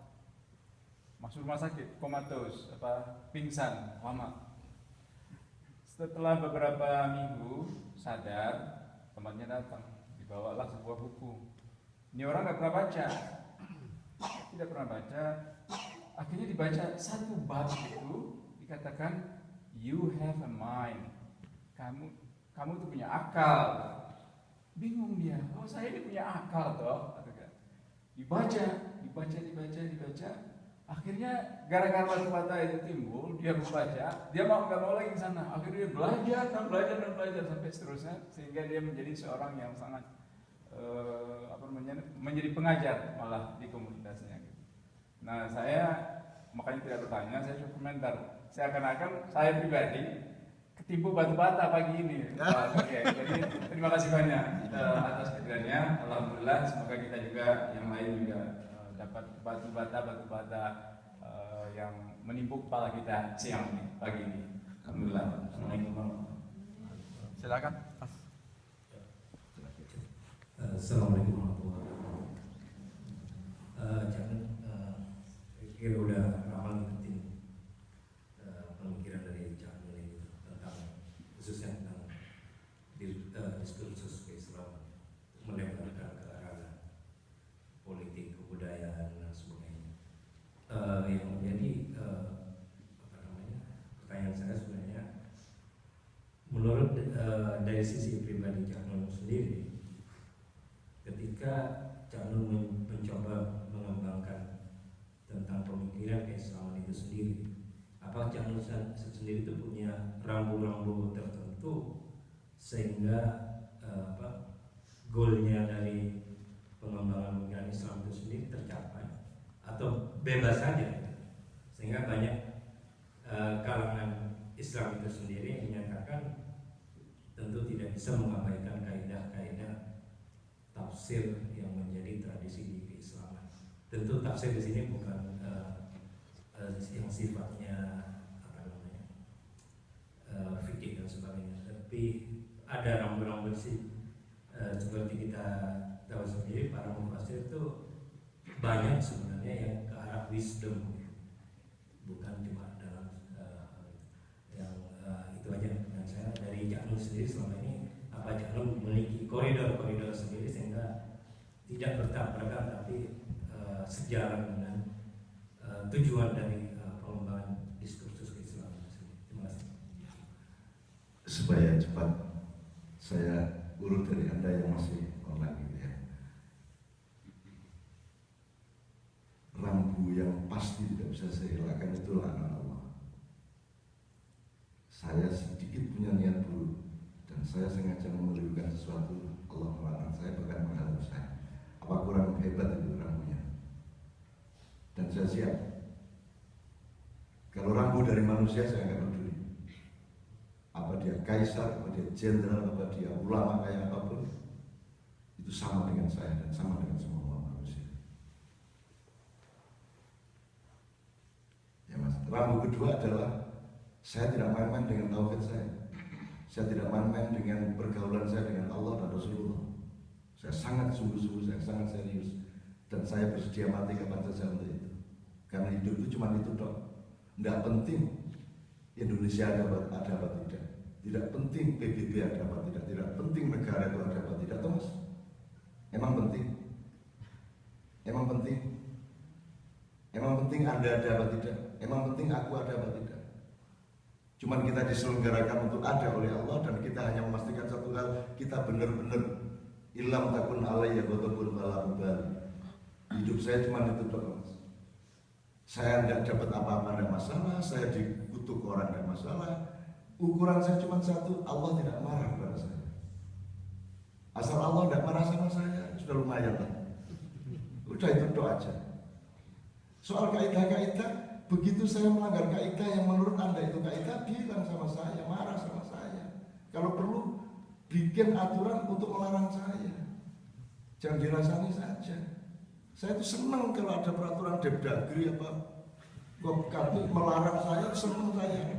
Lumayan lah, saya direpotin orang terus tiap hari ya. Sampai 4 kali saya lari dari rumah, karena setiap rumah saya jadi markas orang banyak. Pindah markas lagi, sekolahan apa macam-macam, nampung orang. Jadi saya sekarang sama istri saya itu rumah keempat yang saya tempati, dan yang keempat saya tidak mau diganggu lagi. Yang 3 sudah jadi sekolah, jadi perpustakaan, jadi macam-macam saya beli rumah. Belum yang di Jombang. Jadi saya itu mas tidak punya niat untuk memperbarui pemikiran, saya tidak punya niat saya. Saya juga tidak punya niat untuk menjadi apa-apa. Nurholis Majid kan pembaharu pemikiran, enggak, saya itu hidup apa adanya. Dan saya itu tidak pernah tidak konfirmasi sama Allah. Gitu loh mas. Bahwa saya dimarahi sama dia, marahi. Jangan hanya dimarahi, bunuh saya. Tidak masalah dibunuh, emang saya sudah dibunuh orang kok. Saya sudah dibunuh orang itu sudah. Bahwa saya tidak terbunuh, salahnya sendiri, kurang cantik. Tapi statusnya di hadapan Allah dia sudah membunuh saya. Tanya sama istri saya cerita detailnya. Dan itu orang-orang yang Anda kenal, itu orang-orang yang tetap saya sayang, dan dia tidak tahu sampai sekarang bahwa mereka pernah membunuh saya, membunuh dalam arti fisik. Dan hasilnya adalah sedikit pun saya tidak punya dendam kepada mereka, sedikit pun tidak berkurang rasa sayang saya dan kerjasama dengan mereka, tidak sedikit pun. Yang saya anggap saya punya prestasi itu adalah bahwa saya tidak pernah membenci siapapun, dan saya tetap menyayangi siapapun yang mungkin menganiaya saya. Mudah-mudahan itu menjadi rambu juga mas. Artinya kalau saya salah ya cepat diingetin sama Allah gitu loh. Gitu loh. Nah, jadi maksud Anda rambu itu siapa yang bikin? Kan ya cuma senior-senior Anda tuh yang disebut rambu itu. Wah, kalau menafsirkan Quran harus punya ilmu ini. Lah iya yang lah rumah sama aku gak iso lah. Wong buktine kon coro arek gak dapat iso ngono arek iki ngawur. Gitu loh. Emang saya enggak sekolah. Ya saya sekolah dengan cara saya sendiri. Gitu loh Mas. Ayo rambu-rambuan, ayo main rambu-rambuan kalau mau. Ada anak itu di sabar. Ya Mas ya, mohon maaf ya Mas. Tentu saja ada rambunya dong Mas. Emang berani orang hidup tanpa rambu? Luper aja ada rambu. Nah iyalah sih. Masuk berani makan aja ada rambu, masuk kopi makan langsung mlebono kopi terus es jus kayak gitu. Semua ada proporsinya dalam Islam, ada makomat. Tidak ada kemerdekaan dan saya bukan gila kemerdekaan. Saya itu gila keterbatasan. Saya itu gila rambu. Kemerdekaan itu jangan dipikir penting. Kemerdekaan itu hanya alat supaya kamu menemukan batasan hidupmu. That's freedom. Tidak ada free will. Enak aja. Free will apa? Jantungmu aja kamu tidak bisa kendalikan kok. Bayangin kalau kamu sama Allah udah free will sekarang. Begitu makanan masuk udah terserah mau apa. Ayo, begitu masuk ke tenggorokan terus Allah bilang, oke terserah mau apa. Bisa kamu bagi proteinnya, kalorinya, sampahnya. Oh kok ngomong freedom? Siapa bilang manusia bisa bebas enak aja? Untung Anda itu sama Allah dibatasi, gigi Anda stop. Bayangin kalau Allah tidak bilang stop. Dong, manusia semua tidak di stop satu hal, giginya bertumbuh, selnya bertumbuh. Allah bilang stop pada usia 22 misalnya. Bayangin kalau Allah membatalkan perda itu. Loh, iya kalau cuman gigi Mas, gigi aja ngabisin APBN tuh Mas. Yang sini belum yang sini, ini mengatasi konflik gigi bawah gigi atas sudah butuh maintenance dan biaya yang enggak bisa kita jangkau. Apalagi kalau gigi depan masih mulai, kalau gigi sini Mas, itu kalau tumbuh terus kan sudah hancur lebur Anda. Itu kalau gigi, kalau badan Anda enggak dihentikan. Terus sikilan dibuat sama-sama. Badannya enggak ada masjid untuk sholat. Maka berterima kasihlah kepada Allah yang memberimu batasan. Allah memberi batasan kepada mata kita, penglihatan kita, pendengaran kita, fisik kita, bahkan hati dan pikiran kita oleh Allah dibatasi. Dan itulah puncak rahmat Allah, yaitu keterbatasan. Bayangin kalau engkau punya telinga dengan frekuensi jauh. Dan kamu 2 hari kamu bunuh diri kamu. Benar kan Mas? Benar. Ini bisa mendengar suara di sana. Jadi kita di kantor dirasain sama sana, kita dengerin, hancur lebur kita. Makanya ya Allah, alhamdulillah Engkau memberi batasan kepada kami. Bayangin kalau suami, mungkin. Bayangin kalau istri diperkenalkan Allah bisa mendengar suara hati suaminya. Jadi alhamdulillah sampean itu tidak bisa mendengar suara hati. Benar ya Bu? Terus bayangno ketika suami tidur sama Anda, terus Anda bisa mendengarkan imajinasinya. Mudar sampean. Jadi ngerti ya Mas ya? Jadi jangan dipikir saya mana mungkin hidup tanpa regulasi, tanpa rambu. Emang bisa bebas. Terakhir gini, supaya ini nggak berpanjang. Allah menulis Lauhil Mahfuz. Semua yang akan terjadi pada kita sudah ditulis oleh Allah. Terus tafsirnya bermacam-macam. Ada Thariqat Jabariyah, Qadiriyah itu. Terus ada yang mengatakan, kita tidak perlu berusaha apa-apa, wong Allah sudah menuliskan semua. Kan itu. Ya enggak dong, tetap manusia berusaha, Allah yang menentukan. Ada bermacam tafsir, sehingga ada bermacam aliran dalam agama. Termasuk Thariqat, termasuk fikih, termasuk akidah pun ada alirannya. Gitu kan? Saya tanya sama anak saya, gimana sih menjelaskan Lauhil Mahfuz ini? Anak saya ini Noe, makanya kapan-kapan sebenarnya kemarin saya ingin ngajak anak saya itu di samping Mbak Fia, saya ingin bertiga, tapi dia terlanjur punya jadwal kemana-mana. Kalau dia menjelaskan gini loh, Lauhil Mahfuz itu seperti program CD game. Jadi Anda punya kebebasan, wah mau jadi mau jadi apa aja bebas toh. Anda mau bikin gerakan apa aja bebas. Udah, mau ngalahin siapa bebas. Bahkan bisa ngarang, kalau sepak bola bisa ngarang. Kita bikin klub sendiri, Messi campur Ronaldo campur jadi klub satu ya. Bebas Anda. Cuman tidak bisa Anda menendang bola keluar TV. Nah Mas, Jadi jangan dipikir rambu itu bisa kita langgar. Seandainya kita tidak pakai rambu, kita tetap terikat oleh rambu itu. Sebebas-bebasnya orang main game, dia tidak bisa bikin keluar pemainnya keluar dari layar. Itulah Lauhul Mahfuz, bebas, tapi tetap di dalam lingkup Lauhul Mahfuz. Gitu loh Mas. Jadi sekali lagi jangan dipikir saya tidak pakai rambu. Saya rambunya luwih nemen ya Mas. Luwih parah rambu saya. Orang cuma berpuasa Ramadan, saya puasa segala hari. Saya punya hak untuk jadi pejabat, saya tidak akan jadi pejabat kecuali Allah suruh langsung. Saya punya akses ekonomi luar biasa, saya punya akses intelijen, saya punya semua, saya punya pintu dan saya tinggal buka, tapi semua tidak saya pakai loh Mas. Puasa saya Mas, padahal tidak wajib loh itu. Boleh loh orang itu jadi ulama itu. Saya bantuin NU Muhammadiyah di pelosok, tanya sama Mbak Fia. Itu hampir tiap hari saya ketemu Nahdliyin ribuan, Muhammadiyin ribuan. Tapi kalau muktamar NU saya tidak pernah diundang. Muktamar Muhammadiyah saya tidak pernah diundang. Nanti Muhammadiyah mengundang Nakamura, mengundang Marwah Daud, mengundang intelektual untuk ikut muktamar untuk menulis sebagai refleksi hasil muktamar. Terus mereka datang ke saya. Cak, menurut kamu Muhammadiyah untuk apa? Saya ini disuruh nulis oleh Muhammadiyah. Lah mbok saya aja yang nulis. Daripada kamu jauh-jauh diundang ke sini dibiayai terus kamu tanya ke saya. Lah saya tetangganya Muhammadiyah ya. Saya enggak disuruh nulis kok. Yang disuruh nulis dibayar, nanya sama saya lah.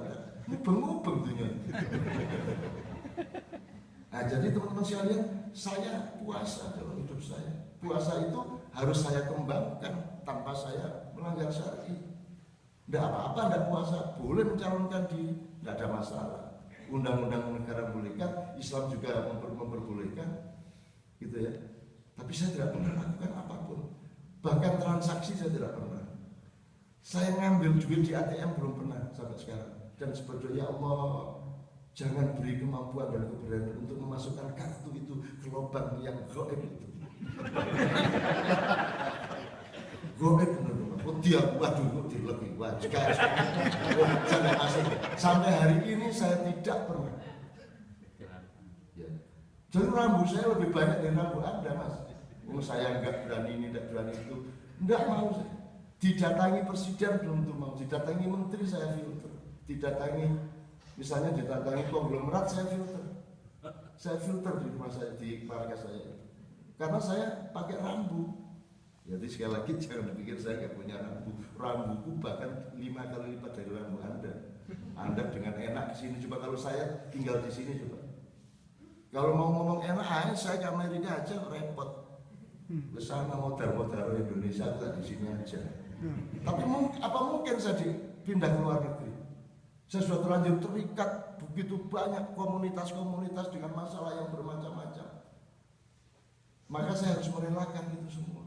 Itu loh Mas, gitu ya. Juga ya Mas ya.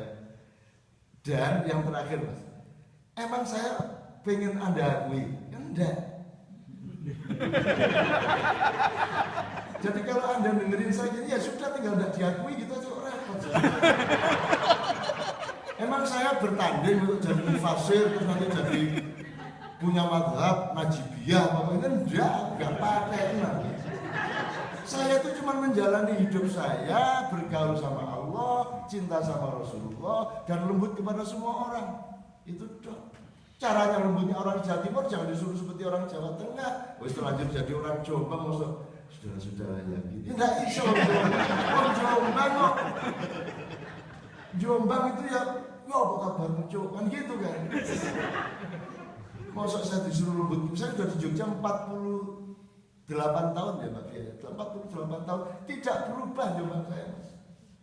Ya bagaimana kedirian uluhiyah saya itu Jombang.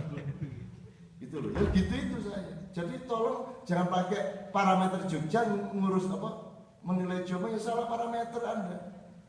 Saya ngomong kasar, Jombang kok gak ngomong kasar. Jombang itu kok, ya, Jombang itu sama khotib aja ngawur kok. Para jamaah Jumat yang berbagian dasmu, kita yang bayar-bayar, bahagia, gitu kalau di Jombang Mas. Saya tidak berani jadi khotib di Jombang, digerundelin. Qala Allah Ta'ala fil Qur'anil Karim, idza mata misalnya apa? Salam kolom ini belum sampai saya ucapkan kalimat yang belakang tadi. Wis ro. Udah tahu. Ayat baru dibaca yang belakang sudah tahu itu ayat, sudah hafal saya. Yuk gimana kita jadi khotib di sana? Saya baca puisi di Jawa Timur, kita jiwa di dunia yang hilang jiwa sayang kenangan padamu. Terus ada situ dok.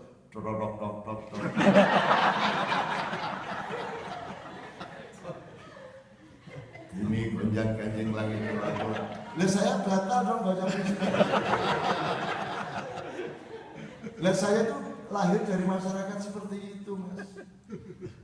Jadi kalau saya ngomong kasar, tolong parameternya tuh gimana sih PT berkokok Anda pakai parameter kelinci. Ya kalau ayam berkokok ya pakai parameter ayam dong. Pahami saya ini ayam apa macan. Gitu loh. Lah banyak teman-teman tuh marah sama saya, lah parametermu tidak relevan terhadap objeknya kan begitu. Mau saya orang Jombang kok disuruh harus bagaimana? Saya yang di tempat tawaf itu tak bisui kok. Lah gimana kita sedang berdoa nangis dia datang haram. Ya apa ngerti? Tengah-tengah berdoa belum Rabbana Atina. Di belakang saya ada kiai kanjeng banyak yang untuk pertama kalinya masuk Haramain dan gondrong-gondrong dan nangis melihat Ka'bah. Nangis tidak boleh. Kejar dia. Rabbana akhirna alhamdulillah malah nabi. Kalau wahyu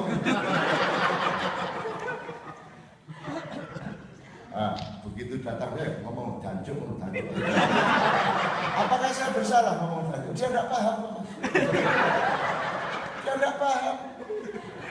Danjuk itu jelek kalau menimpa orang yang memahaminya dan merasa tersinggung oleh kata danjuk. Kalau danjuk diucapkan untuk alam yang tidak paham, apa salahnya? Oh itu saya banyak punya pengalaman di Arab seperti itu, Mas. Termasuk saya ambil, ada orang KBRI di Abu Dhabi ditangkap polisi, saya ambil dari polisi kok. Suatu saya ajak balas dendam kepada kantor polisi, ada itu cerita gitu. Bondonya ya itu tadi, melakukan sesuatu yang mereka nggak bisa mengidentifikasi. Kalau Anda perang, kalau Anda tidak bisa mengidentifikasi lawan, Anda kalah. Jadi kalau Anda perang melawan polisi Arab, Anda ngomong macam-macam yang orang Arab tidak paham, kan tidak salah. Jadi saya ditangkap, saya kuntit, begitu diinterogasi, saya halangi pintu dan saya di depan pintu ini. Kan bingung, ini apa ini? Dan saya tidak berkedip, Mas. Dan saya tunjukkan adik saya. Karena orang Arab takut sama jimat. Iya nggak? Orang Arab takut sama jimat. Begitu melihat gini-gini mereka takut nanya bisa dipancung. Begitu mereka takut, terus mereka bisik-bisik, terus mereka teriak, "Syatat fulau." Saya jawab diem aja. Nggak ngerti. Nggak ngerti juga. Yang saya ya, supaya ungkap ini, supaya sampai kena batal 5 gitu ya. Terus bener Mas, mereka bisik, akhirnya dilepaskan Mas. Karena mereka tidak bisa menyimpulkan apa ini. Kan gitu kan? Kalau ada kesimpulan, ada tindakan. Ini tidak ada kesimpulan kok. Akhirnya dilepas. Benar-benar dilepas Mas. Akhirnya kualiku goblok kayak gitu. Apa pun belum ditangkap polisi Arab gini-gini. Hanya karena jesekan nyenggol itu Mas. Nah, itu dianggap melecehkan polisi, dianggap kriminal. Asal tidak nyenggol kan tidak kriminal sini Mas. Kalau teriak kayak apapun tidak apa-apa. Tapi kalau sampai nyentuh itu kriminal. Kan gitu hukumnya. Akhirnya sudah dia dilepaskan, saya ajak. Sekarang balas dendam. Balas dendam gimana Cak? Sudah ikut saya. Mana kantornya tadi?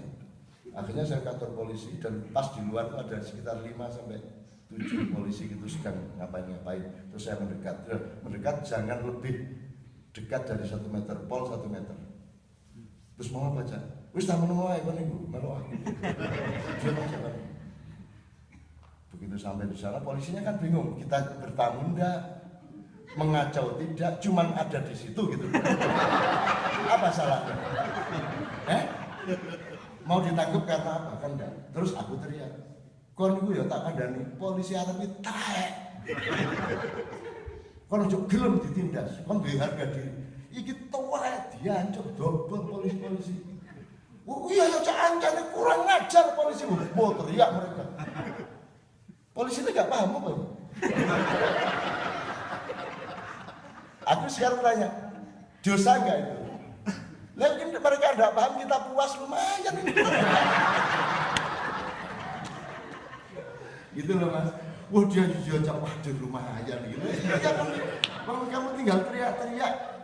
Kan sebuah kata menjadi jelek karena kalau dia dikomunikasikan dan memberi akibat sosial, menyakiti, menghina. Ini nggak paham kok. Kan tenang aja, sama dengan Anda kurang ajar kamu batu ya. Ini nggak apa-apa kamu batu kok.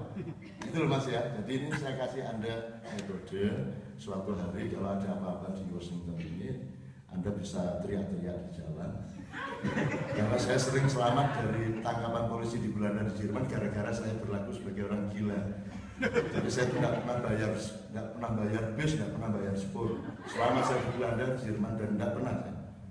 Polisi itu ketangkep, kalau ada yang pertama mau ketangkep saya loncat, lumayan belum masih bisa loncat dari kereta karena keretanya butut itu dari Rotterdam ke jadi saya bisa loncat. Aku yang melaku di sawah-sawah ini. Yang kedua saya bisa sembunyi sindur. Yang ketiga di Amsterdam kota ada operasi gabungan polisi sama orang mayor, orang tentara, udah nggak bisa mengelak saya. Wah ini ketangkep ini 200 gulden ini, nggak punya karcis. Terus ditanya karcis, wah pun gak paham. Terus ngomong, iki ngomong apa sampai ini? Sing jelas lho ngomong nih, aku ngomong Jawa nyentak-nyentak akhirnya polisinya ngusir saya dari ngusir saya dari kereta. Selamat kawan. Dia pikir ini daripada urusan sama orang gila ya kan? Jadi lumayan. Oke bismillah saya persingkat. Saya menjawab Mas sudah masalah orang dulu Mas. Saya terima kasih untuk peringatan Anda. Yang disampaikan kan cuman statement aja ya. Mudah-mudahan setiap orang akan ditimpai oleh batu bata hidayah dari Allah SWT ya. Dan itu tidak ada rumusnya kalau Allah kasih hidayah itu bisa lewat apa saja. Jadi Anda jangan salah dengan ilmu modern, Anda jangan salah kesimpulan. Misalnya ini refleksi juga ya Mas ya. Jadi misalnya Nabi Musa sakit perut ketika dia dikejar Fir'aun dengan pengikutnya. Terus karena dia lari setengah mati, dia bilang sama Allah, ya Allah aku sakit perut nih, tolonglah aku karena aku harus menyelamatkan umatku dari kejaran pasukan Fir'aun. Terus Allah mengatakan, kamu naik ke atas bukit sana ada pohon, ambillah daunnya, daun itu akan menyembuhkanmu. Gitu kan. Terus Nabi Musa naik, belum sampai ambil daun perutnya sembuh. Dia turun lagi, ya pasukan berangkat lari, terus sakit lagi tiba-tiba. Nah, terus Nabi Musa langsung lari naik bukit lagi. Dia ambil daun, dia makan, tidak sembuh-sembuh. Protes sama Allah, ya Allah, kok tidak sembuh? Terus Allah bilang, yang bilang daun menyembuhkan siapa? Kamu tadi kan minta tolong saya, yang kedua kamu tidak minta tolong, kamu langsung naik bukit. Bahwa saya menolongmu dengan daun, dengan pohon, dengan batu terserah-serah saya gitu ya bagikannya. Yang kedua kamu nggak minta tolong kok, kamu langsung naik, kamu pikir daun menyembuhkan, terus dulu nggak sembuh-sembuh. Kedokteran menyangka obat itu menyembuhkan, padahal hanya upaya mengobati, yang menyembuhkan Allah, kan begitu. Jadi kesimpulannya di daun ini, oh bukan daun yang menyembuhkan adalah kehendak Allah. Dan kehendak Allah untuk menyembuhkan itu bisa muncul kalau kita memohon kepada Allah. Nah Nabi Musa tidak memohon kok. Itu.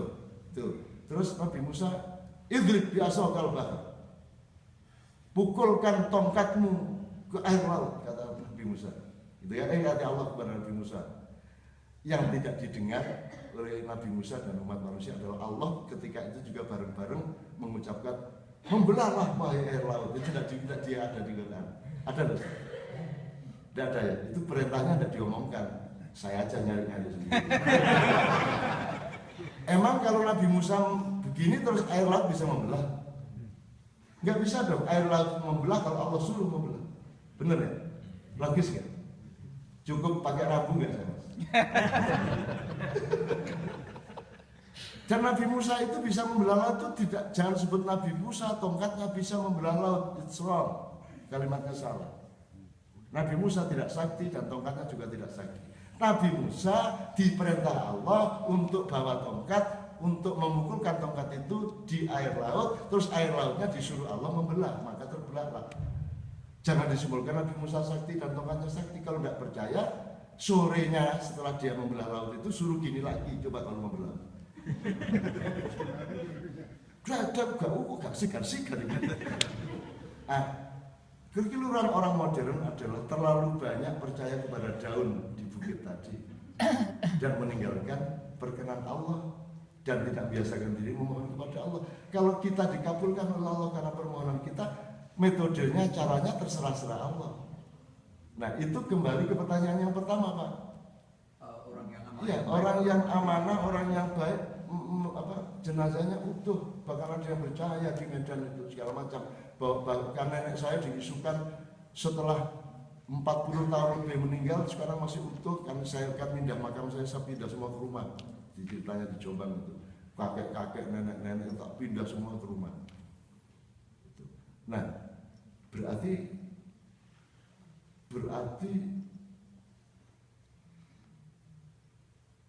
jenazahnya Gus Dur itu masih utuh sekarang. Dia orang baik. Jenazahnya Nabi itu masih sehelai rambutnya di tangannya Rasulullah. Sebenarnya kira nggak tanggal kira-kira ya. Kalau gitu caranya adalah kita gali. Saya kira itu bukan ukuran. Iya dia orang baik, tapi tidak berarti kalau setiap orang baik sama Allah diutuhkan. Apa jenazahnya? Hanya Fir'aun yang oleh Allah dibikin utuh jenazahnya sampai berapa abad? Sampai berapa? Dari kejadian Musa sampai sekarang kan? Ya maksud saya ketika diambil dari laut itu kan sudah abad 17 atau berapa itu? Jadi sekian abad jenazahnya Fir'aun di dasar laut tidak diganggu oleh apapun, dibiarkan karena Allah memang memerintahkan aku jaga jenazahnya Fir'aun untuk menjadi pelajaran bagi umat-umat sesudahnya kan gitu. Nah, jadi menurut saya itu mudah-mudahan kita juga begitu Ustaz. Tapi itu jangan terus diregulasi begitu. Jangan terus dipastikan bahwa orang yang baik mayatnya utuh. Jangan dipastikan bahwa kalau orang kecelakaan matinya berarti orang jelek. Tidak usah gitu. Itu terserah Allah. Semua khalifah kita juga mati dibunuh. Tidak usah disimpulkan bahwa orang yang matinya dibunuh itu jelek. Kan gitu. Saya punya teman Mas di Tuban, seorang salik, seorang ahli dzikir. Dia ahli dzikir, orang yang sangat baik. Jam 2 malam dia selalu berjalan dari rumahnya ke Masjid Sunan Bonang. Tidak ada kesalahannya ya, kayaknya dalam hidup dia. Tiba-tiba dia malam itu dia keluar dari rumah mau ke masjid, ditabrak anak muda mabuk itu mati. Apa Anda menyimpulkan bahwa ini orang buruk karena kecelakaan mati? Gitu. Jadi kalau seandainya jenazah kita nanti itu jadi tulang belulang dan tidak ada sisanya, juga tidak merupakan regulasi bahwa kita ini baik atau buruk. Kita hanya tahu baik buruk itu kalau Allah sudah mengatakan, sudah mengumumkan hisab kepada kita. Tidak ada ukurannya menurut saya. Ya memang mudah-mudahan iya gitu ya. Posisi kita hanya doa dan mudah-mudahan dan berharap tadi. Sama dengan jumlah pelayat. Jumlah pelayat itu dianggap berbanding lurus dengan integritas hidupnya. Semakin hebat, semakin baik orang, semakin banyak yang ngelayat. Ya kalau itu yang menang Putin Soeharto paling akeh. Tidak ada yang melawan. Sampai hari ini rekor banyaknya pelayat yang takziah itu Putin Soeharto. Jadi Gus Dur kalah, apalagi Pak Harto, apalagi kita. Gitu. Kalau itu ukuran, saya pernah soalnya di acara di 100 hari jadi ini, 100 harinya Gus Dur itu kita peringati di alun-alun Tuban. Terus beberapa kiai datang, terus saya yang harus nyusun acara karena saya nama Kiai Kanjeng. Terus intinya setelah saya ajak khusyuk, wirid, apa semua enak banget, baru saya minta kiai untuk untuk tausiah. Dan tausiahnya tuh menggede-gedein Gus Dur, membesar-besarkan Gus Dur, mewali-walikan Gus Dur, bahkan Gus Dur itu lebih dari kakeknya, lebih dari Wali Songo, gitulah pokoknya Gus Dur hebat banget. Sampai akhirnya Gus Dur dipanggil sama mbahnya. Gus Dur kan wali ke-10 sekarang. Kalau di Jawa Timur wali ke-10. Jadi kalau Hasyim Asy'ari bukan wali, bapaknya bukan wali, Gus Dur wali. Gitu kesimpulan Biro Travel. Iya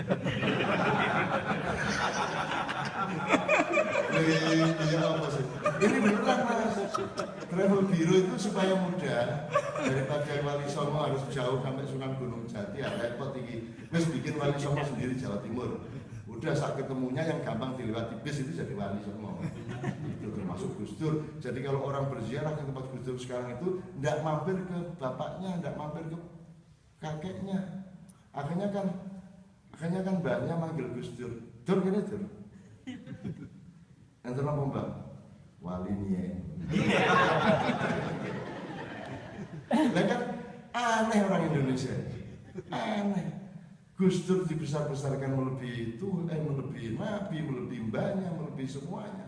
Dan tidak pernah mau objektif mempelajari sejarahnya. Tidak pernah mau objektif. Jadi apa namanya? Saya cerita-cerita ini tadi untuk supaya kita punya ilustrasi dan kita lebih rileks menghadapi apa saja.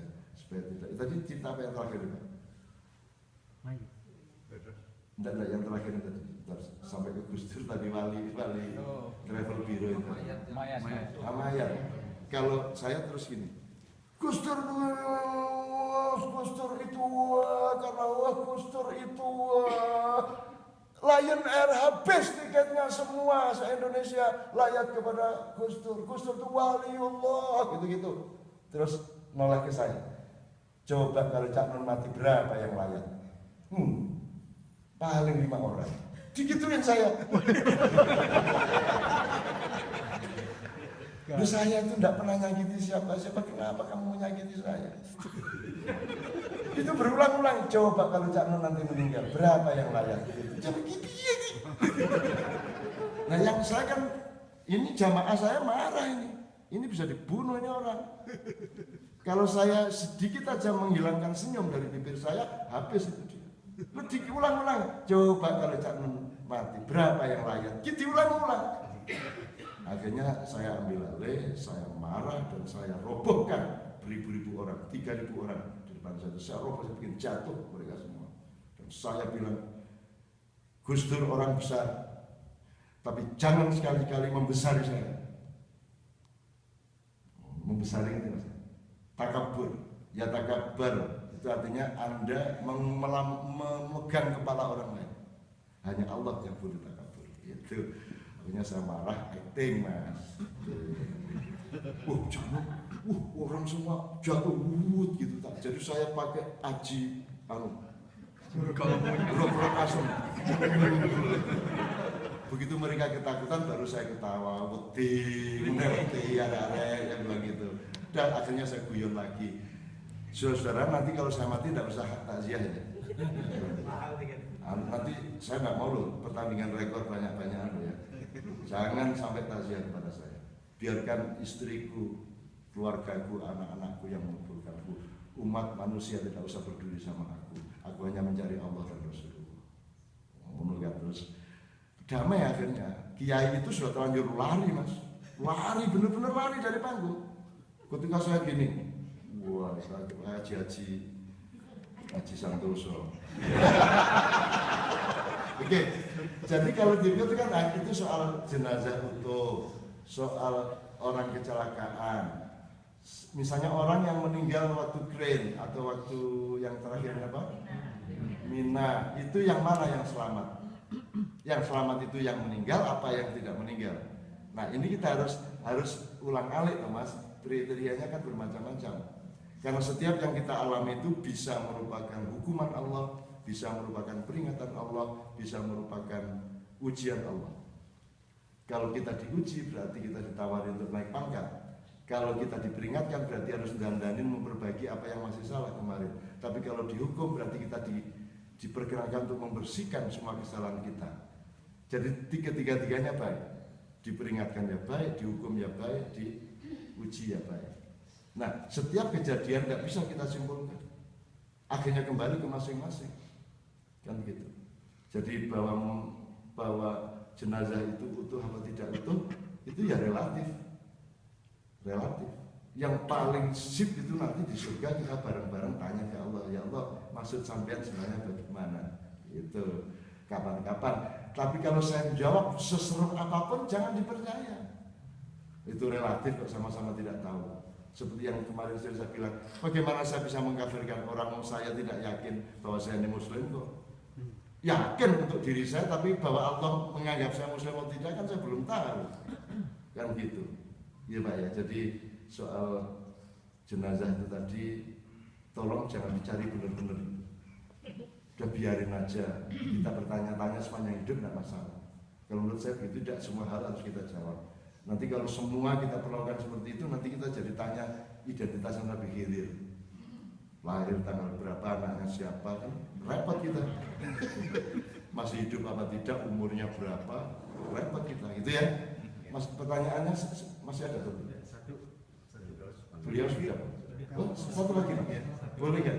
Boleh. Just one shot ya, one shot. Assalamualaikum warahmatullahi wabarakatuh. Satu yang saya simpulkan dari Canun, segala sesuatu menurut perspektif Canun jadi terlihat nisbi, jadi tergantung ya apakah dia memang begitu. Terus kedua, kan kalau Canun bilang sepertinya kalau dalam setiap ceramah itu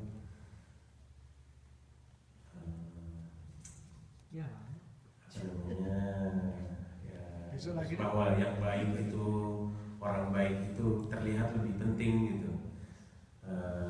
Yang penting kita baik gitu. Yang penting, sementara orang yang tidak semua audiens dari Cak Nun kan mempunyai pengetahuan yang sama, mempunyai pemikiran yang sama. Jadi apakah Cak Nun ada berpikir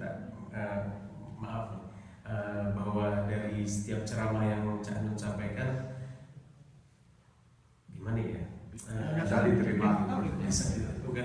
Bukan bisa diterima.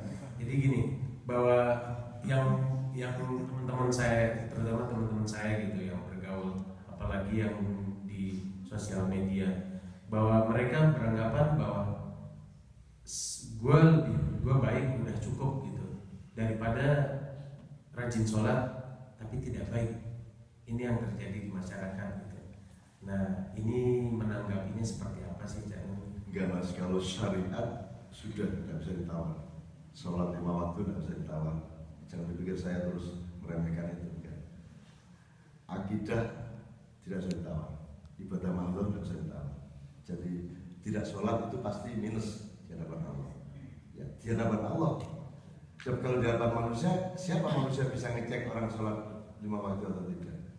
Wong kita ngecek anak kita puasa beneran apa nggak tahu, masa 24 jam tuh ini kan, ya nggak bisa. Jadi kalau saya nggak usah dipikirin ibadahnya orang, karena Anda nggak bisa ngecek juga. Masa Anda terus pasang intel setiap kali ini sholat Jumat apa tidak, nggak bisa loh. Karena itu urusannya sama Allah nanti. Nah, kepada manusia yang penting fastabiqul khairat. Itu tadi yang saya baca tadi, walikullin wijhatun huwa muwalliha fastabiqul khairat. Anda mau PKS, Anda mau Hizbut Tahrir, Anda mau PKB, Anda mau Muhammadiyah, mau apapun, Anda mau orang Batak, orang Bugis, Anda mau dari fakultas A, fakultas B, whatever, ya. Itu Allah kasih parameternya cuma satu, fastabiqul khairat. pokoknya produknya harus kebaikan. Cuman itu kan produknya mempertandingkan kebaikan. Tidak berarti di balik kebaikan itu tidak penting. Ya penting ya, kalau orang tidak sholat ya salah, ya dosa gitu, itu ya pasti dong mas. Ya kalau mau sempurna ya sholat ya baik kan gitu kan. Cuman kalau kan ini kan masalah sosial, bukan pertanyaan syar'i. Kalau syar'inya jelas kok, tidak sholat salah, dosa. Gitu loh, itu pasti. Cuman kan ini kan wilayahnya sosial. Milih mana kamu orang yang rajin sholat tapi kalau ngomong nyakitin orang, suka nguntit duit, tuh kan? Atau orang yang kelihatannya sih nggak khusuk-khusuk amat, nggak alim-alim amat, tapi dia oke akhlaknya gitu loh. Itu kan pertimbangan horizontal aja. Saya tidak berarti saya menafikan atau meniadakan syariat, enggak dong. Nggak bisa ditawar syariat itu take it or leave it gitu. Jadi saya setuju sama Anda sebenarnya. Nggak bisa ditawar itu. Harus gitu loh, harus. Jadi kalau ada orang baik belum sholat, ya pelan-pelan kita tempuh, kita ciptakan atmosfer sampai dia akhirnya mau sholat. Banyak sih kalau jamaah saya itu kan di forum saya kan tidak pernah nyuruh sholat mas, tidak pernah saya ngomongin untuk sholat, tidak pernah. Karena saya tidak percaya sama metode itu. Metode saya adalah menggiring dia untuk menemukan dirinya di hadapan Allah, sehingga nanti dia akan berterima kasih kepada Allah, bersyukur kepada Allah, sehingga akhirnya dia sholat. Dan sholatnya itu medeni itu mengerikan. Mengerikan itu artinya beneran dia, karena dia berterima kasih betul sama Allah, gitu loh mas. Daripada saya suruh sholat, dia taatnya kepada saya. Yang untuk apa sholat taat kepada saya? Sholat kalau bisa itu karena keinsafan pribadinya, mengerti posisinya di hadapan Allah. Bahkan sholat 5 waktu kan tidak cukup aslinya kalau untuk bersyukur kepada Allah. Jadi saya penganjur syariat mas, jangan khawatir. Dan kalau saya bilang, kalau saya sampai bolong sholat saya, ya saya salah. Ya saya salah, tidak terus saya cari-cariin pembenarannya, terus bikin fikih jamak kosor jidar. Jamak kosor itu kan 2, jadi 1 kosor jidar itu 5 jadi 1. Terus diringkes saya sholat pisan kayak sadino gitu kan, nggak bisa. Jadi Anda tenanglah, bilang sama teman-teman di Masos, memang produk untuk sesama manusia adalah akhlak, tetapi itu tidak berarti akhlak tok itu terus Anda langsung diterima Allah tanpa syariat yang benar. Itu maksudnya, gitu ya maksudnya. Tapi juga jangan orang yang syariatnya benar terus akhlaknya buruk, jangan juga langsung menganggap kamu lebih hebat di hadapan Allah. Sama-sama kita ini berharap, sama-sama saling tolong menolong, sama-sama saling mendoakan, kan enak gitu mas ya. Oke, mas yang terakhir mas, yang saya lupa. Gol terakhir mas, yang sebelah sana mas. Nasi gorengnya udah ini. Oke, silakan satu ya. Tolong diingat bahwa ini ada urusan nasi goreng ya mas. Assalamualaikum warahmatullahi wabarakatuh. Pertanyaannya simpel aja nih, Janun. Mungkin masih ada asumsi di masyarakat itu kalau misalnya seperti mungkin hampir sama pertanyaannya dengan yang pertama tadi. Itu ketika melihat jenazahnya kok waktu meninggal tersenyum, terus mukanya berseri, terus masyarakat menganggap mungkin dia hidupnya dulu sering berbuat baik dan lain sebagainya. Itu gimana tanggapannya Janun soal itu? Iya bagus tuh mas, bagus tuh orang beramal begitu sehingga tidak ada masalah. Cuman jangan dirumuskan secara ilmiah objektif, itu subjektif. Jadi kalau ada sebenarnya nanti ya ibu Anda meninggal, Anda pasti akan beranggapan begitu. Aduh ibu saya kayak bayi, tersenyum, kan begitu. Dan itu jangan dibantah mas. Anda pikir semua itu objektif? Enggak, subjektivitas itu adalah ujung dari objektivitas. Kalau kita ngomong ilmu, mantik dan lain sebagainya. Jadi alhamdulillah kalau ada orang merasa seperti itu. Cuma jangan lantas dengan wah ini tersenyum seperti bayi, jenazahnya utuh, terus nuding kalau ini sih mesti udah tulang belulang dan karu-karuan jerangkong ini seperti gitu. Jadi sorry gini mas, Kita itu sukanya mencari kebenaran tunggal. Asal kita sudah menemukan kebenaran tunggal, yang lainnya kita anggap tidak benar. Bisa nggak kebenaran ganda? Bisa. Bisa. Rasulullah misalnya gini, Umar bin Khattab kalau sholat tahajud dia tidur dulu baru sholat. Kalau Abu Bakar As-Siddiq dia sholat dulu baru tidur. Kemudian suatu saat dalam satu dialog mereka nanya, ya Rasulullah yang lebih afdal yang mana ini? Sholat dulu apa? Tidur dulu baru sholat. Nah, yang sholat dulu kan Abu Bakar. Kalau Umar tidur dulu supaya beres badannya seger baru dia sholat. Nah, yang mana yang lebih afdal? Rasulullah menjawab, wahai Abu Bakar, engkau orang yang sangat dihormati Allah karena engkau sangat hati-hati, sangat waspada. Engkau utamakan sholat, baru kamu berani tidur. Kamu sangat mulia di hadapan Allah. Umar, kamu juga mendapat nilai sangat khusus dari Allah karena engkau yakin meskipun tidur kamu tetap akan bangun lagi untuk sholat. Benar gak Mas? Nah kita kan enggak. Asal kita sudah benar, yang lain salah kan gitu. Menurut Rasulullah benar kedua-duanya, tergantung view-nya kita melihat. Bahkan ada peristiwa nanti tolong Ustaz kalau saya salah. Ada 2 prajurit dari Madinah karena tercecer-cecer waktu peperangan ditangkap oleh entah raja siapa yang kafir dan dipaksa untuk murtad dari Islam. Kan begitu. Terus yang satu benar-benar murtad sehingga dia bebas. Yang satunya tidak mau sehingga penggal. Nah, yang selamat ini terus balik ke Madinah, cerita sama Rasulullah, ya Rasulullah, tadi ceritanya gini, saya sama teman saya ditangkap gini-gini, kalau kami tidak keluar dari Islam kami dibunuh. Nah, teman saya bertahan tidak mau keluar dari Islam dibunuh, saya pura-pura keluar Islam supaya saya tidak dibunuh sehingga saya bisa balik ke Madinah. Yang benar yang mana ya Rasulullah? Rasulullah mengatakan kedua-duanya benar, kan gitu kan? Kedua-duanya benar. Makanya ngelihatnya dari parameternya, yang tidak mau murtad bagus Mas, dan syahid tuh dia dibunuh oleh Raja Kafir. Nah yang ini kan strategi, ini strategi, ini apapun namanya, ini siasat, strategi. Sehingga Rasulullah membenarkan juga, karena Rasulullah kan punya waktu untuk ngecek, kamu ini kalau sudah bisa pura-pura murtad, berarti kamu juga bisa pura-pura Islam, kan itu kan dalam ngecek. Kan ada waktu untuk juga ngecek. Jadi mari kita husnudzon. Rasulullah sampai soal kecil pun itu dicari mudah, ya, memudahkan orang. Bilal itu kalau adzan tidak bisa shin, karena Anda tahu dalam huruf Arab itu ada 4 S Mas. Fa, thin, thick kalau bahasa Inggris. Fa, sin, sod, shin, ada 4. Nah Bilal itu tidak bisa. Ini Bilal itu ya namanya juga orang dusun ya, dulunya nggak terpelajar dia. Asyhadu alla gitu, bukan kan asyhadu alla gitu kan. Kalau di Jogja malah lebih parah, asyhadu alla gitu, ilallah gitu kalau di Jogja. Namanya lebih parah gitu. Anda harus gitu-gitu cipta udah. Kalau NO itu kan as-salatu khairum minan naum, itu NO. Kalau Muhammadiyah beda. Salatu khairum minan naum, itu Muhammadiyah. Naumnya tidak boleh panjang. Tuh.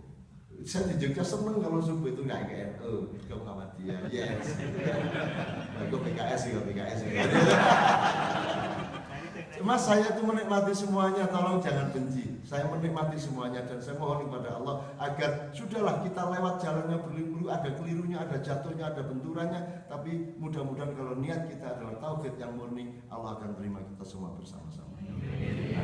Sampai akhirnya sinnya itu diprotes oleh sahabat-sahabat, ya Rasulullah itu Bilal tidak benar makhrajnya, lafaznya, masa asyhadu itu Mas. Allahnya juga kan ada orang Allah, ada Allah, itu ada macam-macam. Nah Bilal juga tidak benar-benar amat Allahnya. Terus Rasulullah menjawab, gini loh, pokoknya kalau kamu mendengar Bilal bilang sin, itu maksudnya shin. Kalau Bilal bilang Allah, itu maksudnya Allah. Jadi kamu lihat niatnya di dalam hatinya. Gitu. Jadi enak tuh Mas kalau gitu. Pokoknya kalau saya kok kelihatannya mengolok-olok agama itu maksudnya ainun itu bermesraan. Itu kira-kira kalau ada Rasulullah saya mau minta perlindungan karena saya dituduh orang yang memperolok-olokkan agama. Gitu. Jadi itu Pak, saya mohon maaf kalau saya ngomongnya keliru, maksud saya tidak keliru, itu maksud saya. Assalamualaikum warahmatullahi wabarakatuh. Terima kasih. Mohon sekalian Cak Ainun tutup dengan doa. Oh, jangan Mas. Ustaz. Jangan saya Mas. Baik, jamaah sekalian berbahagia, alhamdulillah. Mari kita tutup dengan doa. Insyaallah kita mengharap keberkahan dalam majelis ini. A'udzubillahi minasyaitonir rajim. Bismillahirrahmanirrahim. Alhamdulillahirabbil alamin. Hamdan na'imin, hamdan syakirin, hamdan yuafi ni'amahu wa yukafi mazidah. Ya Rabbana lakal hamdu kama yanbaghi li jalali wajhika 'azimi sultanik. Allahumma shalli ala sayyidina Muhammad fil awwalin. Allahumma shalli ala sayyidina Muhammad fil akhirin. Allahumma shalli ala sayyidina Muhammad fil mala'il a'la ila yaumiddin.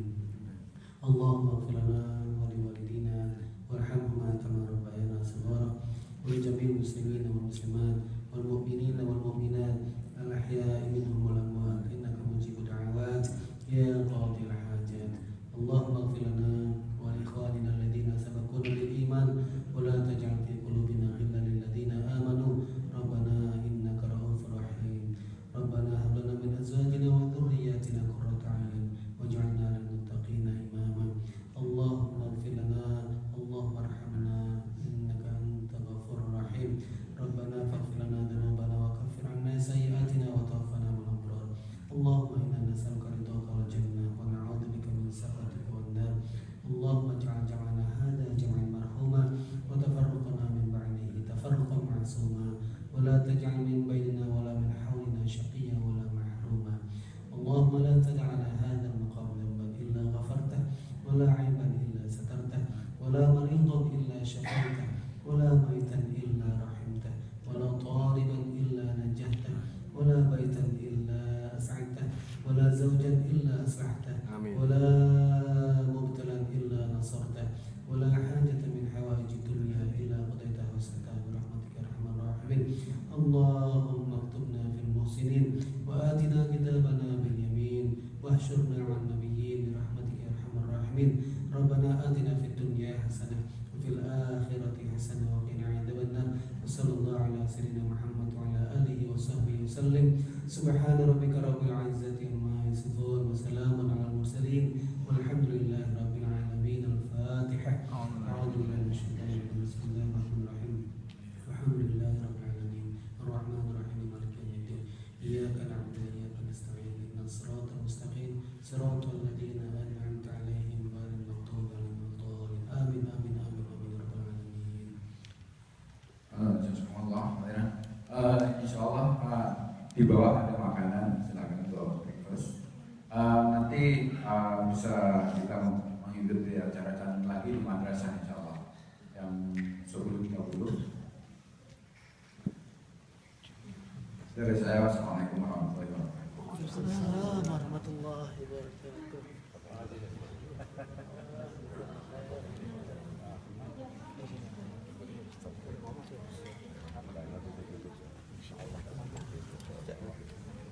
Itu film Jawa Barat.